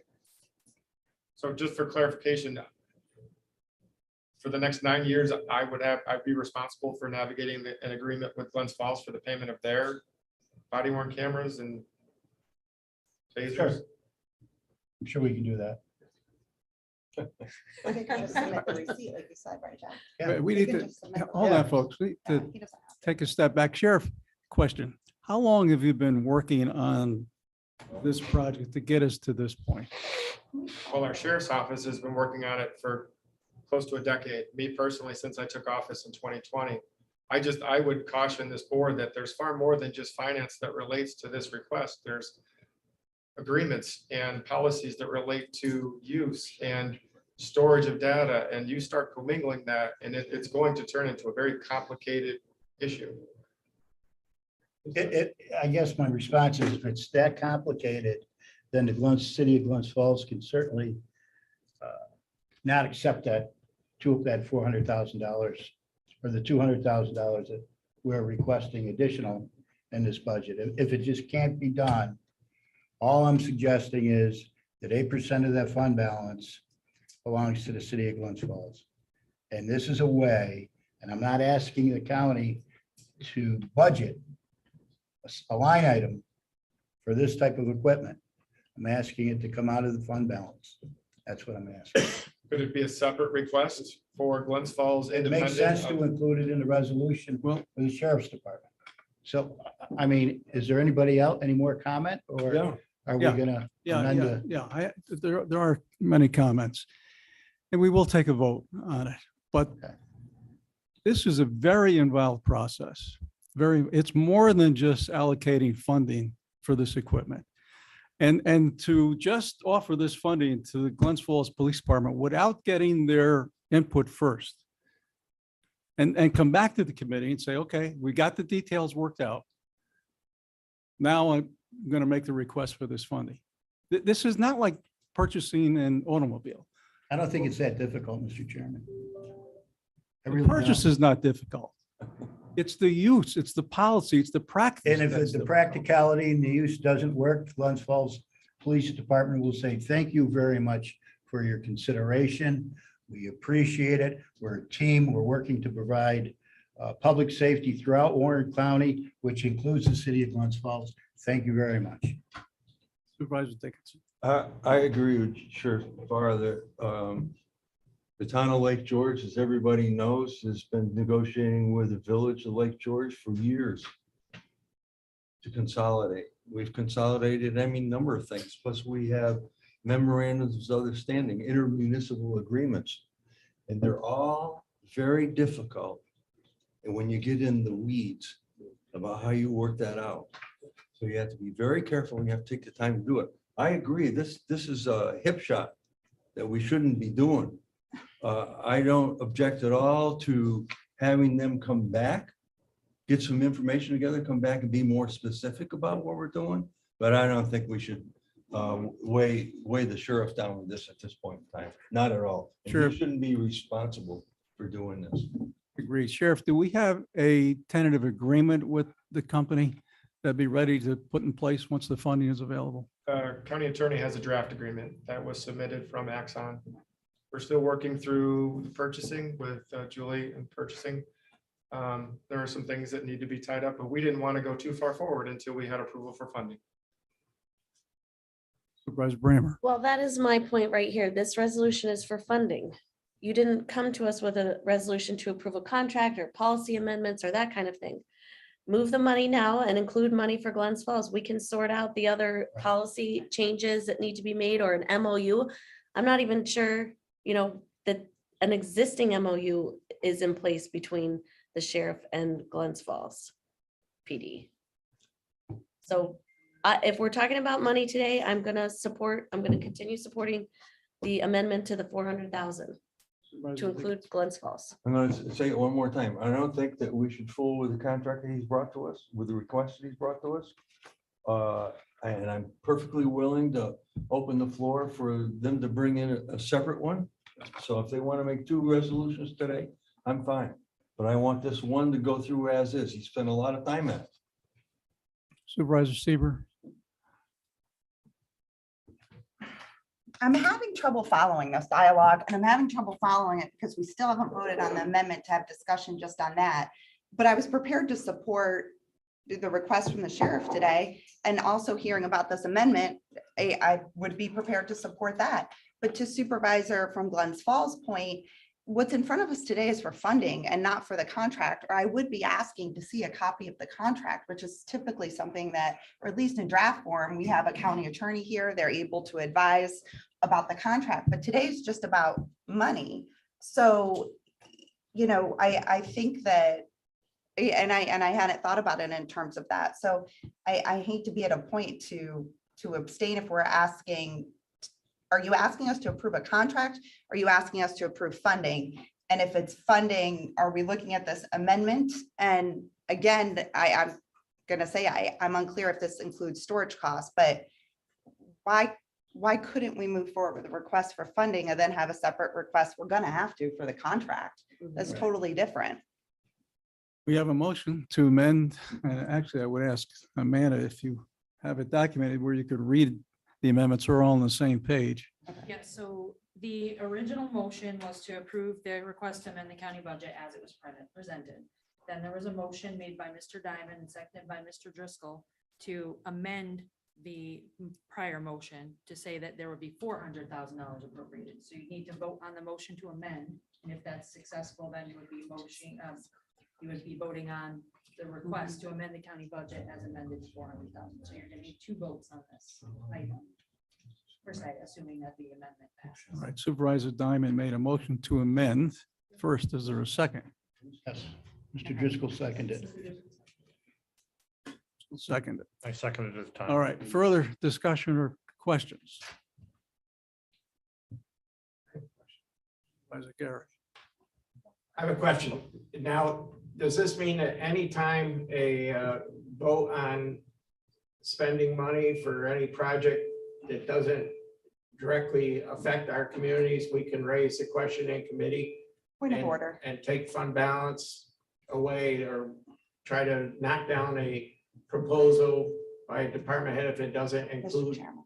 Point of order. anything for my community or any of the other communities? Is that what we're talking about? Well, Or are we let's- just talking about Let's, body there's a cameras? motion and a second. So let's vote on it first, then it'll be privilege of the floor. Could you hear my point of order? Yes. Thank you. It is supposed to stop all discussion when a point of order is called, as I'm sure you're aware, but we've been counseled by our attorney and our clerk about violations of open meeting laws. And I have been given very strict instructions from the current leadership of this board that our committee meetings will only have a privilege of the floor, hopefully now in the beginning and at the end. So if we're extending privilege of the floor based on who's in the room and who asks and favoritism, I oppose that. Okay. And I would respectfully ask that we keep our discussion germane to the amendment in front of us and that you please enforce that. I just corrected that and said we were going to have a vote. Thank you, Mr. Okay, so we have a motion, we have a second. Is there any further discussion from committee members? Supervisor Driscoll. I've appreciated listening to the comments. I don't believe that there is any member representing the city of Glens Falls who fights any harder than I do for the residents of Glens Falls. And always have ever since I've been in office, whether it's at the city level or at the county level. Since I first got elected, I asked a lot of questions, always have, and I've always reached out to professionals in that particular from that type of thing. I've heard from Sheriff LaFar, and I've heard from a career law enforcement official. It just, to me, it's confusing. I appreciated the opportunity to second the motion for discussion. I don't want to potentially screw up all the work that the attorney's office, that the purchasing office, that a lot of other folks have done. I'm comfortable voting for the sheriff's request without the amendment, with the understanding that we do communicate with the city of Glens Falls and sit down with them and find a way to work this out, find out exactly what they're interested in doing and make those resources available at that time if that's their interest. So I will be voting against the amendment, not because I'm not fighting for the city citizens of Glens Falls, but because, again, I'm concerned that the initial resolution may not get done in a timely and efficient manner otherwise. Further discussion, committee member Supervisor Diamond. I guess this will be my last comment on this subject. I'm looking to move and appropriate $200,000 to the city, well deserving to the city taxpayers. And I'm getting resistance from a city supervisor, and he's going to vote against trying to help the city of Glens Falls. It makes absolutely no sense whatsoever when we're paying 8% of the budget of the police department, sheriff's department in Warren County. 8% of that fund balance belongs to the city of Glens Falls. And we've got members that are elected by the constituents that are unwilling to help at this point in time and move the monies. It's very disturbing to me when we're paying for 8% of road patrols, county administration, all in the sheriff's department. How much is the county? And I would ask my colleague here, how much is the county paying the city of Glens Falls for road patrols, administrative costs, investigative costs? That concludes my last comment. Members, we have a motion, we have a second. All those in favor of the amendment? Say it. Aye. Aye. Opposed? Opposed.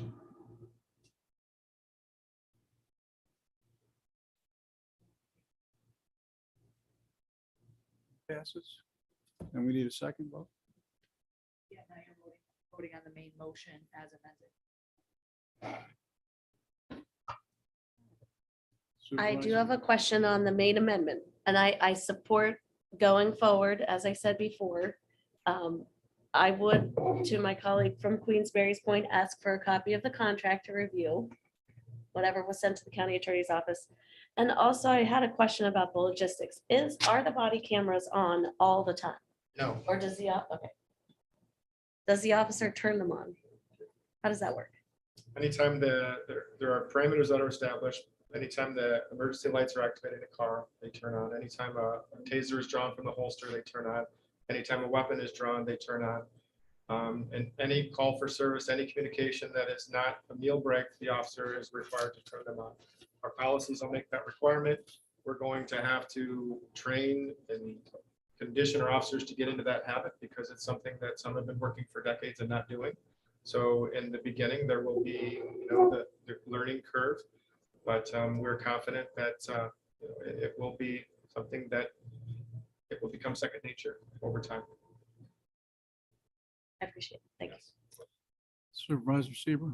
Thank you. I have a couple of questions as it relates to the resolution now, or the proposal now in front of us as approved. If you would just humor me with these three questions. First,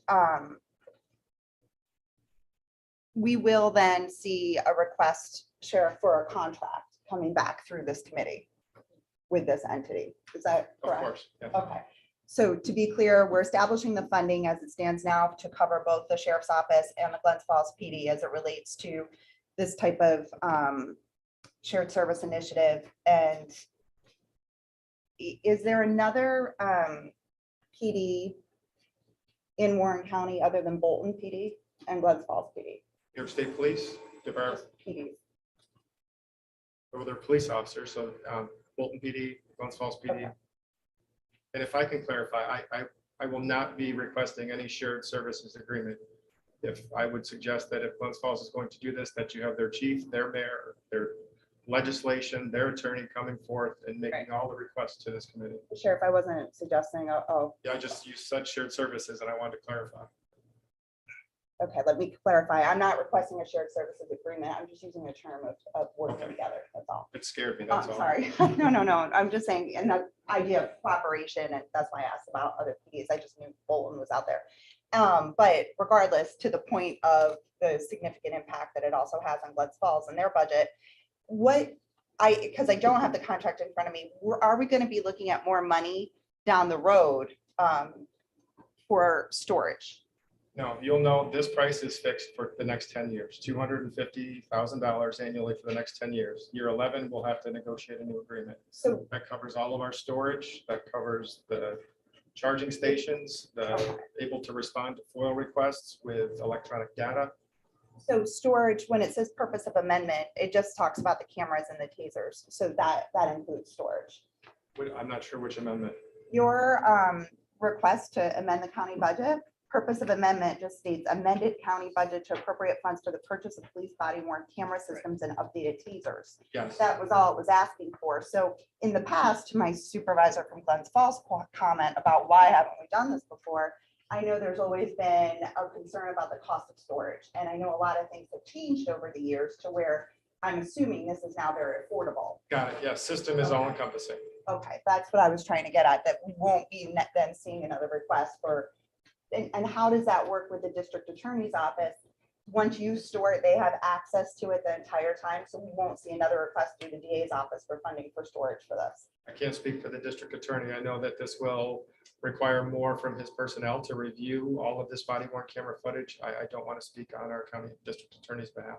Okay, so I'll follow up with Jason on how that impacts the DA's budget and their, because I'm assuming there's going to be a domino effect of. I know in speaking with both the district attorney and the public defender, they would strongly advocate that we have them, that it would, Right. in essence, on the backside, save them time and resources. But as far as equipment or that side, I can't speak to that. No, I definitely think for all our police departments and within the county that this is certainly a worthwhile effort, and I'm thrilled to see the cost come down as much as it has over the years. So I'm certainly supportive of it, but I recognize that the time that it takes to also review all this, and that there might be additional personnel requests and other funding requests coming through as it relates to the contract versus just this, which is why I'm asking about the contract. My third question and final question is for our clerk of the board, who had indicated that if we are looking at funding something for 2023, it should be done by the budget process and not through committee. But yet, can you just give me a little clarity on this then? So normally that's how we would do things, but the sheriff Right. said they're looking to transfer them or appropriate the money this year so they can get started for next Right. year. And what happens is when we have money in our budget, we're intending to spend the next year, we do a purchase order and that Right. allows us to carry the money over. Okay. So they're appropriating it this year to gear up for 2023 essentially, and what's not used to Right. carry over with BO Okay. future years.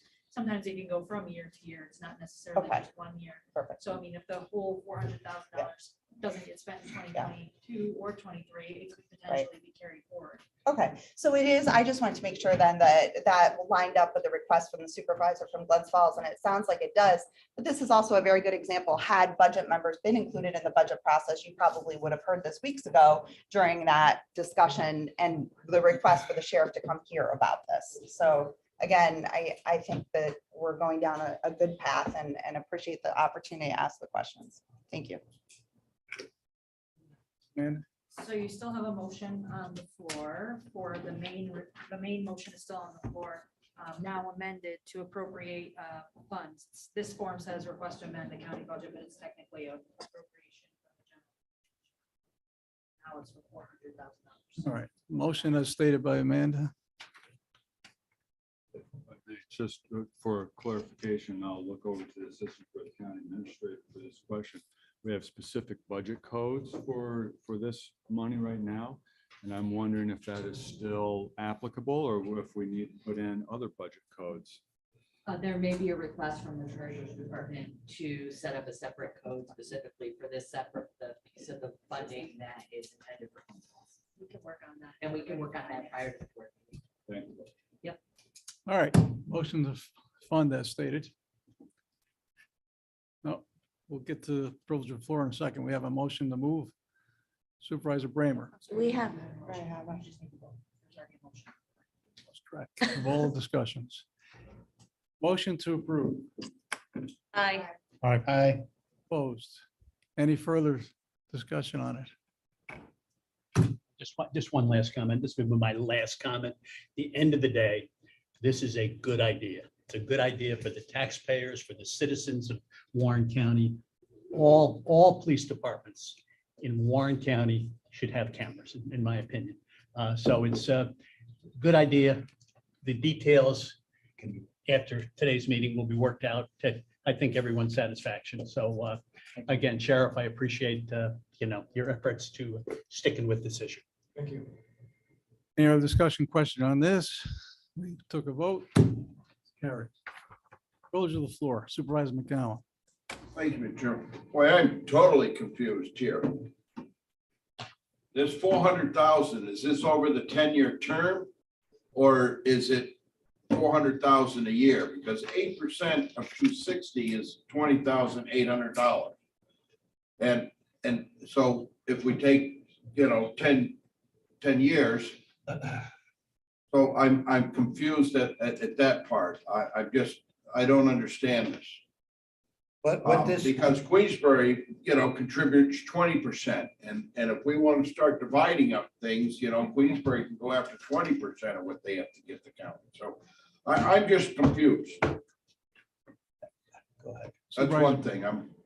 I have to go further, but go ahead. if you Okay, want. Supervisor Bramer. Well, I have budget questions I'd like to review, so I'll just hold off on my comments. So- Yeah, maybe Jack can, What we're asking. I don't know for where we are in the agenda either, yeah. Today is to appropriate $400,000 out of the unappropriated surplus fund balance for cameras throughout this Warren County, which includes the request for Sheriff's Department and the city. That's what we're, It's only coming out of 2022. Right. now, if the monies, if this police department, West Falls Police Department says, wait a minute, we've upped cameras, or we've committed to purchase cameras, we're gonna return the money back. It can't be that complicated to be able to work the details out. All I'm asking was a very simple question, that when we're moving these monies for public safety, we include the city of Glens Falls. That's what I'm asking. Supervisor Seaver. Mr. Chairman, I hate to do this to you because I have a lot of respect for you. But Mr. Chairman, point of order, we're selectively applying privilege of the floor, and no offense to my colleague from Queensbury. It's just I have sat through so many meetings where I'm not even allowed to speak, not being a member, until we get to the end of privilege of the floor, and we still have a budget and 2 other discussion items to go through. So I guess I'm just deferring to our clerk of the board or our parliamentarian to please provide the chair. I know she can only give that to you, but some guidance on how this works so we can be consistent, especially knowing we have some very important meetings coming up, and many of us are not members of that committee, and I'm sure we'd all like to weigh in and just have privilege of the floor afforded to us whenever we have something we want to say. But it seems selective, and can we be consistent? Or what are the rules around it, I suppose, is my point of order. Certainly. We took a vote first, and then I allow privilege of the floor. My apologies. But it's on the agenda then. Amanda? So the Committee on Open Government does say that we should be treating anyone who's a non-committee member as if they're a member of the public. So when they recognize during the week, or they shouldn't be participating in debate on items because that you're actually having a board. Decide how they deal with that. All right, then we're going to follow it. So I think it's fairly basic. Privilege of the floor will come at the very end. We still have a couple of discussions items. I agree, this was a very confusing at times discussion on where we're headed, where we are, what the original request is, and where we're going now, who's responsible for what, many details. Supervisor Driscoll. Thank you, Chairman. At the risk of sounding naive, did we approve the appropriations of $2.65 million from the 2023 budget, or is that $265,000 a year over a 10-year period for the Sheriff's So Department? this, what you appropriated was $400,000, not per year, it's just $400,000. It's gonna go from the general fund into the sheriff's budget. And then the sheriff will spend it as he goes through. So $400,000, but It's not $400,000 per year, it's just $400,000. We're gonna have a resolution that they're appropriating $400,000 from the general fund to the sheriff's budget this year. And then if the sheriff doesn't spend all $400,000 between his department and the city of Glens Falls, however that works out, it'll roll for future years. what happened to the 2.65 million? I don't know what number. We haven't started a contract yet. That would be, they'd be $257,000 annually $257,000. over 10 years. By 2031, you would result at $2.5+ million. So we essentially just took $257 and we increased it to 400,000 Yes. a year. Okay. If that contract requires more funding, the sheriff would have to come back and ask. So it's an equal appropriation over the 10-year period, not the, No, this $400,000 is gonna Yeah. come out of 2022 okay. budget. And then we'll do another 400,000. When the sheriff needs more money. Yeah, he's gonna okay, come all back right, and ask. okay, I got you. All right. All right, we're moving on to discussion items. The privilege of floor will be at the end. Discussion items, number one, on patrol vessel funding. This was discussed during the budget meetings, Sheriff. Yes, this is another topic that we as a group here have talked about for several years. Our vessel fleet is very outdated. Our newest vessels are 18 years old. When I first took office, we owned, I shouldn't say they were usable, but we owned 7. We auctioned 1 off this year. We are at a point where we have a boat that's been on loan for several years from Rensselaer County. It was inserviceable this year. We've made some repairs. We're returning that to them in whole. I don't want to keep that and incur expenses on a 2004 vessel that's just going to end up costing us money. So that would leave us with a 2001 and a 2002 vessel, both for Lake George, that are old and they're tired. We have 2 smaller vessels, 17 footers, that we use to go around from the small lakes, rivers, and waterways. They are both 2005s. We had a drowning in Lake Luzerne this year. We could not send a boat because they were both inoperable. We had a drowning on Friends Lake this year, and while our small vessel was commencing search operations, the boat kept breaking down, and it was breaking down in front of the family, and it's embarrassing.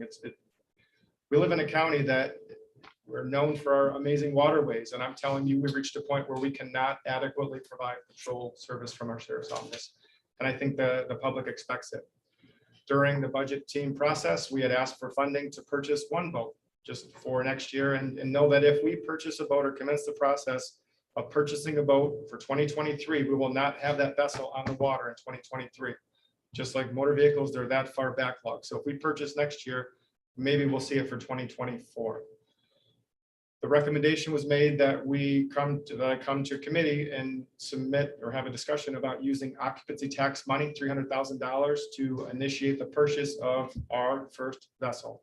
And please know that over the course of the next every other year, we would like to come back until we have a fleet of vessels that's serviceable, and then have a program that we sustain, and we're not just putting Band-Aids on old tired boats.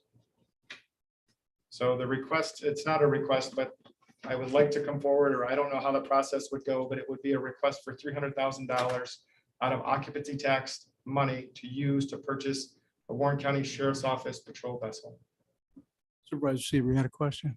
I'd like to move that as a resolution for referral over to occupancy tax committee, which is my understanding of how this process would work. And I have a question regarding. All right, we'll take the motion first Thank you. to move this to OCTAX. Is there a second? I'll second that. Diamond. Question on the motion. Yes, thank you. I would like to ask the question directly to our budget officer, but recognizing he's not a member of the committee, may I have your permission to Sure, go ask ahead. the budget officer? Thank you. Frank, last year in the budget, I thought that you did include funding for patrol vessels. I thought it was a lot. If there was a dollar amount that I thought went towards cars and boats. Am I misremembering? Am I allowed to speak? Yes, please. Sure. Yeah, that's how it was. And a vessel is the same as a car. Okay, thank you. So with that answer, Sheriff, did you then take advantage of that funding last year and purchase if it was included in the budget? Every year since I've started, we've had a vehicle reserve, $199,000. And just like our vehicles, our vessels, our building, nothing was maintained for over a decade. And, I sit and I listen to other department heads speak at committee, and they're being applauded for how they're being stewards of taxpayer dollars. And I stand here before you, meeting after meeting, asking and needing more. I don't come and ask for things that I'd like, feel-good items that would be great for our people to have. Things that our sheriff's office are broken and they're tired. And when a single patrol vehicle is over $50,000, we had made the request in the first year and subsequent years to make our vehicle reserve $400,000. We are being creative and trying to find ways. We've gotten grant funding to get a handicap accessible van to make sure that we don't get sued when we have an inmate in a wheelchair. But our vehicle reserve for the next foreseeable future can't be less than $400,000 annually to sustain our vehicle fleet. We have marked patrol vehicles, we have transport vehicles, we have unmarked patrol vehicles, we have maintenance vehicles. So if there was confusion, or if my request, if I were to purchase a vessel at $400,000, I would have been able to buy 1 vehicle last year.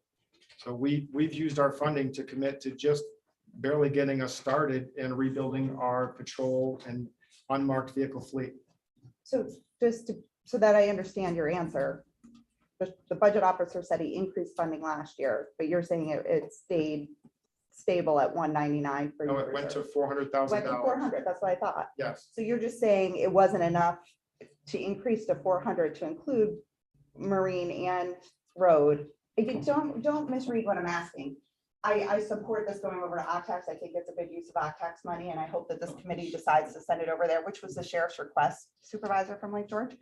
And, but I also was under the impression that we increased significantly, which it sounds like it was doubled from whatever it was previously. And what I'm hearing you say is it wasn't sufficient for the needs that you have at the department. That's correct. Okay, thank you.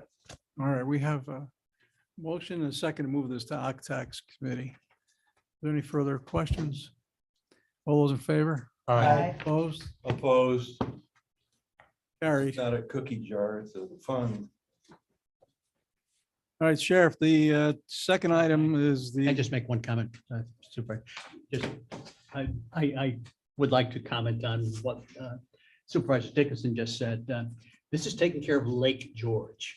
This is the perception that Lake George is a safe, clean, habitable, user-friendly lake, as well as the lakes in different parts of the county. So taking it out of OCTAX ties directly towards tourism, ties directly towards ensuring that the perception of our Queen of American Lakes is safe, it's clean, it's reliable, and it makes so.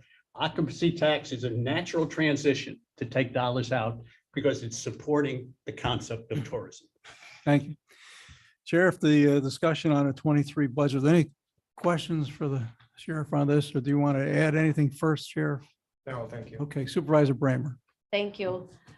Just looking through, like I did with some of the other department heads, you know, the numbers are relatively smaller, but it's still big dollar figures, like $500,000 in the contractual between the three major ones. There's the 911 center, sheriff's correction, and just law enforcement.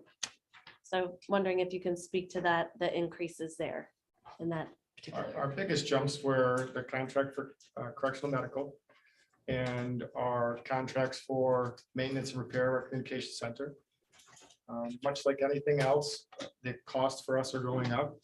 I really try to do my best and work with the budget team to come up with numbers that will be sustained through next year, trying to project what the inmates are going to eat, what our fuel expenses are going to be. Our contracts are our contracts. We go through purchasing and through the largest ones. And if they increase, we have to have those services. If you have specific requests or questions about certain budget codes or items, I'll do my best to answer those for you. Just in summary, you're saying medical maintenance and repair of the correctional facility, the jail, and then food and fuel costs are the biggest ones, which are all contractual. Foods went up. It's a 400 code. Yes, that's correct. Repairs, a couple $1,000s for repairs in the kitchen.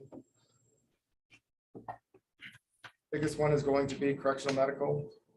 We're starting next week. We have to fully be implemented and compliant with MAT, medication assisted treatment.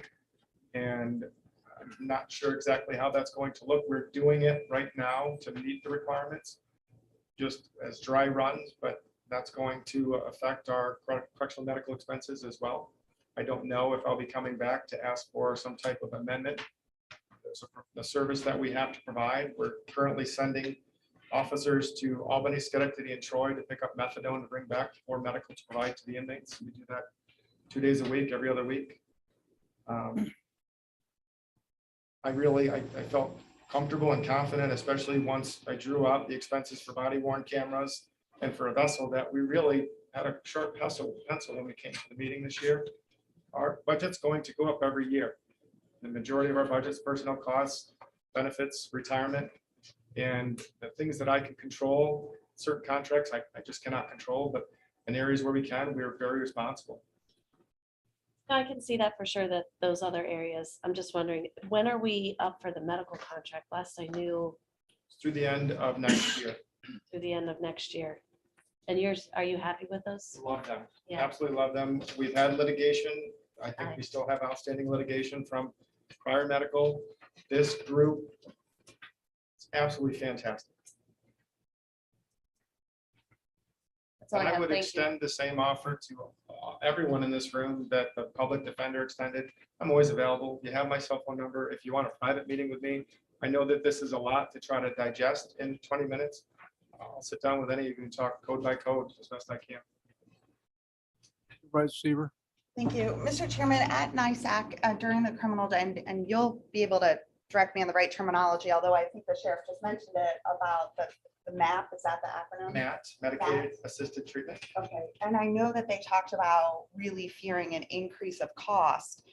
And it wouldn't surprise me if we were back there talking about more dollars that were required to pay for this. Can we put that as an item on next month's agenda to learn more about this law and the requirement and the unfunded mandate really that it has on our county? Because I would support any type of advocacy through this committee or through our full board to New York State, talking about the impact that this has on our budget. And you know, where are we going to come up with all those dollars? Because it sounded to me anyway that it was going to be somewhat significant. Yeah, great. Sheriff, can we add this to the next meeting for Absolutely. discussion? A item? discussion item, right? Yes, please. Thank you. Thank you. Any other questions, Sheriff, on the budget review? Seeing none. Thank you very much, Sheriff. Thank you. Now we're open to privilege of the floor, and I apologize to any supervisor who feels they weren't given the opportunity, but as Amanda stated, and as Supervisor Seaver correctly stated, we need to follow the rules of order. And I make a commitment to this committee, that's the way we'll be done in the future. Supervisor McCown. Thank you, Mr. Chairman, and I fully agree of following all the rules that we must. Really, the main thing, I was totally confused on the 400,000, but we're gonna work that out. But the main thing I wanted to say, I had an opportunity to spend 32 hours at the Balloon Festival this weekend. And I work closely with the Sheriff's Department. I would like to reach out to our Sheriff LaFar and to reach out to his team and really thank them. That's a lot of work. And I, drive around on a cart and helping people and that, but those roads and watching the traffic and the people coming in, because I was at the donation buckets, I'll tell you, your department, along with the DPW, but those roads were just awesome. And unfortunately, we can't please everyone with the amount of traffic to come in, but your department did well. And there were some long hours there. I'm sorry, I have to say, by the time I got home yesterday, I was exhausted. But I fully enjoy it. And I love working with the DPW along with the sheriff. So please, that's one of the things. But I've also had the opportunity to talk to the sheriffs. And I have some questions, if I may, Mr. Chairman. Go ahead, sir. I know we got some federal money for the pandemic and that. And I would like to know, I know that we've helped out our health department and our nurses and that, is that have our sheriff's department been compensated for their time of being on the front line? Because they didn't have the opportunities to work from home and they are out there in the front lines. And I want to make sure that we follow through with that, because that was one of the major concerns that I've heard out there with the patrol officers. And I believe we do owe that to them. No, there was no compensation that was made out of ARPA funds for the employees, the officers within, actually, every employee of the sheriff's office is essential. So everyone worked through the entire pandemic. No one worked remotely. So I thought there was special funding that came in, just not from ARPA, but I'm not confused. But that's something that I would like to look into, Mr. Chairman, if that is possible, to find out why some of if it's the ARPA money or the federal money that came in for our essential employees that had no option, because they were out there on the front line. And it's the nurses were able to get some money. Where that money came from, I can't quite remember, and I'm not trying to stir the pot or anything, but I really do believe that we owe it to, especially they're on the front line too. And I take my hat off and I thank all the officers. I'd make it through roll call and you put me out on the road and I don't know how, you have a really great department that has some patience. So I thank you for that. Thank you. Number one. Number two, I know we were opening up the Pandora box by going out with the CSEA and the 275. How are we coming along with, I believe the last thing I heard, we were waiting for the other, because you have a few unions over there, of all the letters to be put together. Because I knew once we opened increases for, certain departments, that it would be coming from the sheriff's, which is a large department. And I hate to bring this up, Mr. Our budget officer, but I just know it's coming up. But that was another, concern that I heard out there today or over the weekend, just talking with, not trying to stir up the pot, but being there all weekend and being one of the only supervisors there for so many hours and year after year, I think they get to know that I got a big mouth. So the 275 increase occurred for the CSEA and employees outside the sheriff's office in August. And I've been afforded the opportunity, and I won't use the word fought because I haven't had the need to fight, but to strongly advocate with our supervisors for the salary increases with all 5 of our unions and non-union employees in our sheriff's office.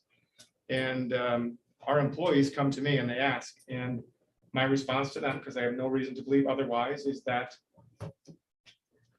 no concern that the funding will not come forward, but it will come forward for our entire sheriff's office all at one time. So not piecemeal, group by group, but it will be provided all at one time for every sheriff's office employee.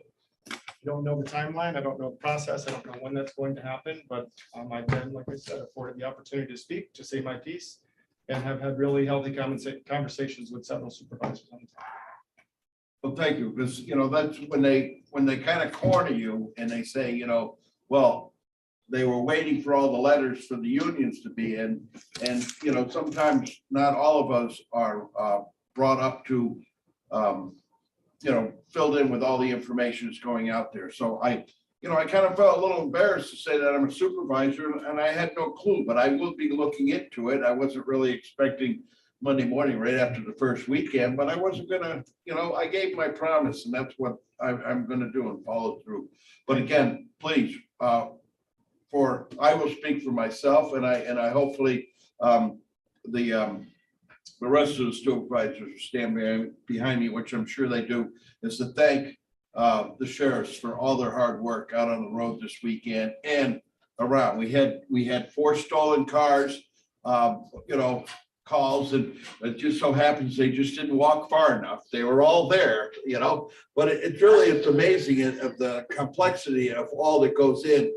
And Anne-Marie had so many, the police, fire apparatus and fire engines and ambulances. There was a lot of lights going around. So I think people felt safe, but it was a really wonderful weekend. And again, thank your department. And I will be pushing to make sure that letters go out and to follow up with our conversation. Thank you. So thank you, Mr. Chairman. If that's something that we can add to committee or in discussion, I'm not sure how that goes. I think we need to get the right committee. Supervisor Bramer. Well, it was my understanding that we would be matching the sheriff's unions with what we did for the CSEA. I guess I just don't know where that landed and ask our county administrator where we are in the process of making sure that happens. Or did we do it already and I'm misremembering? Thank you. Well, we did receive letters. There was a discussion. I'll defer to the chairman.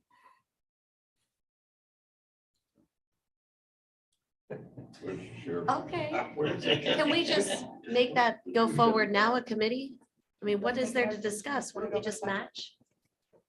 Supervisor Seaver. Thank you, Mr. Chairman. I would like more information from our acting county administrator on this. I have forwarded any inquiries that I've had over to our county attorney's office since I'm not on the negotiation committee or part of the leadership team. I was under the impression after our last meeting where we did approve the local law, I asked about the sheriff's officers and was told that it would be a proposal that you would be bringing forward. I assumed it would come through committee and then we'd approve it and push it over to budget.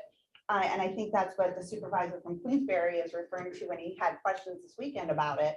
So is it something that we need to do a resolution from this committee referring it to personnel or budget? I don't know how that works. I would immediately make a presentation, a request, whatever it would take.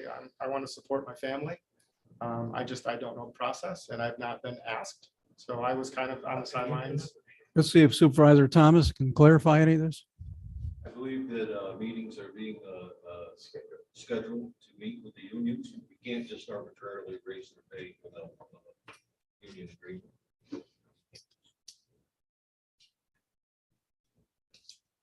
That's where it's at.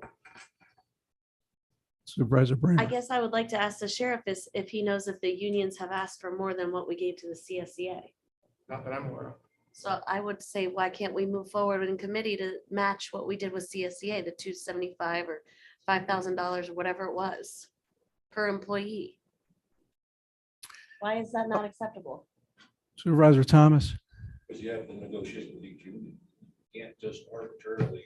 Okay, I'll make the motion that we settle the negotiation with them in that manner. I'm certainly would defer to you if there's something else going on, but I don't understand what we're doing. We're scheduling meetings to meet with the unions to accomplish this. I'll second that motion to show support from the Committee of Criminal Justice and ask for a date. I'd like to know when those meetings are being scheduled. I mean, again, I think it goes to the Queensberry supervisor's point. He doesn't know anything about it. We're all elected to be here. We're in a criminal justice and public safety meeting, and we should know if the sheriff or his officers have come forward and asked for this. Let's just clarify, Supervisor Thomas, is a meeting scheduled or has to be scheduled? I don't know if it's been scheduled. All right, so on behalf of this committee, then, There's five unions. right. So on behalf of this committee, we're requesting that a meeting be scheduled with the representatives for the sheriff's officers and that we be advised in advance when that meeting will happen. Is that, did I summarize that correctly? Yes. And I support a similar pay increase as what we gave to the CSEA employees. Yeah. Understood. Do we vote on the motion then in front of us? Or a resolution? We can make that a motion. Supervisor Bramer requesting the same Sure, pay yeah. increase. Is there a second? I'll second it. Supervisor Diamond, any further discussion or question on it? All those in favor? Aye. Opposed? Carried. Obviously, this has to go to budget and we'll see where that ends up with their meetings. Supervisor Seaver? Thank you, Chairman. Can we just list that as a discussion item for next month so we can get an update on it? In case I doubt it will go through within the month, but it would be nice to have a follow-up from the Public Safety Committee. Certainly. Okay. Any other privilege of the floor comments? I know we encroached on the other committee's time and I appreciate that. One very quick announcement. I know there's an ISAC meeting tomorrow afternoon. I just want to acknowledge Supervisor Seaver, who represented this committee and Warren County in a most professional way at the recent meeting in Buffalo. And she articulated the need to move a resolution in reference to a sex offenders issue and short-term rentals that the entire body believed was very well, most needed and moved on that. So there'll be more discussion about that, but thank you on behalf of the committee and the residents of this county. Motion to adjourn. Supervisor Diamond, second Supervisor McDevitt. Any question or discussion on that?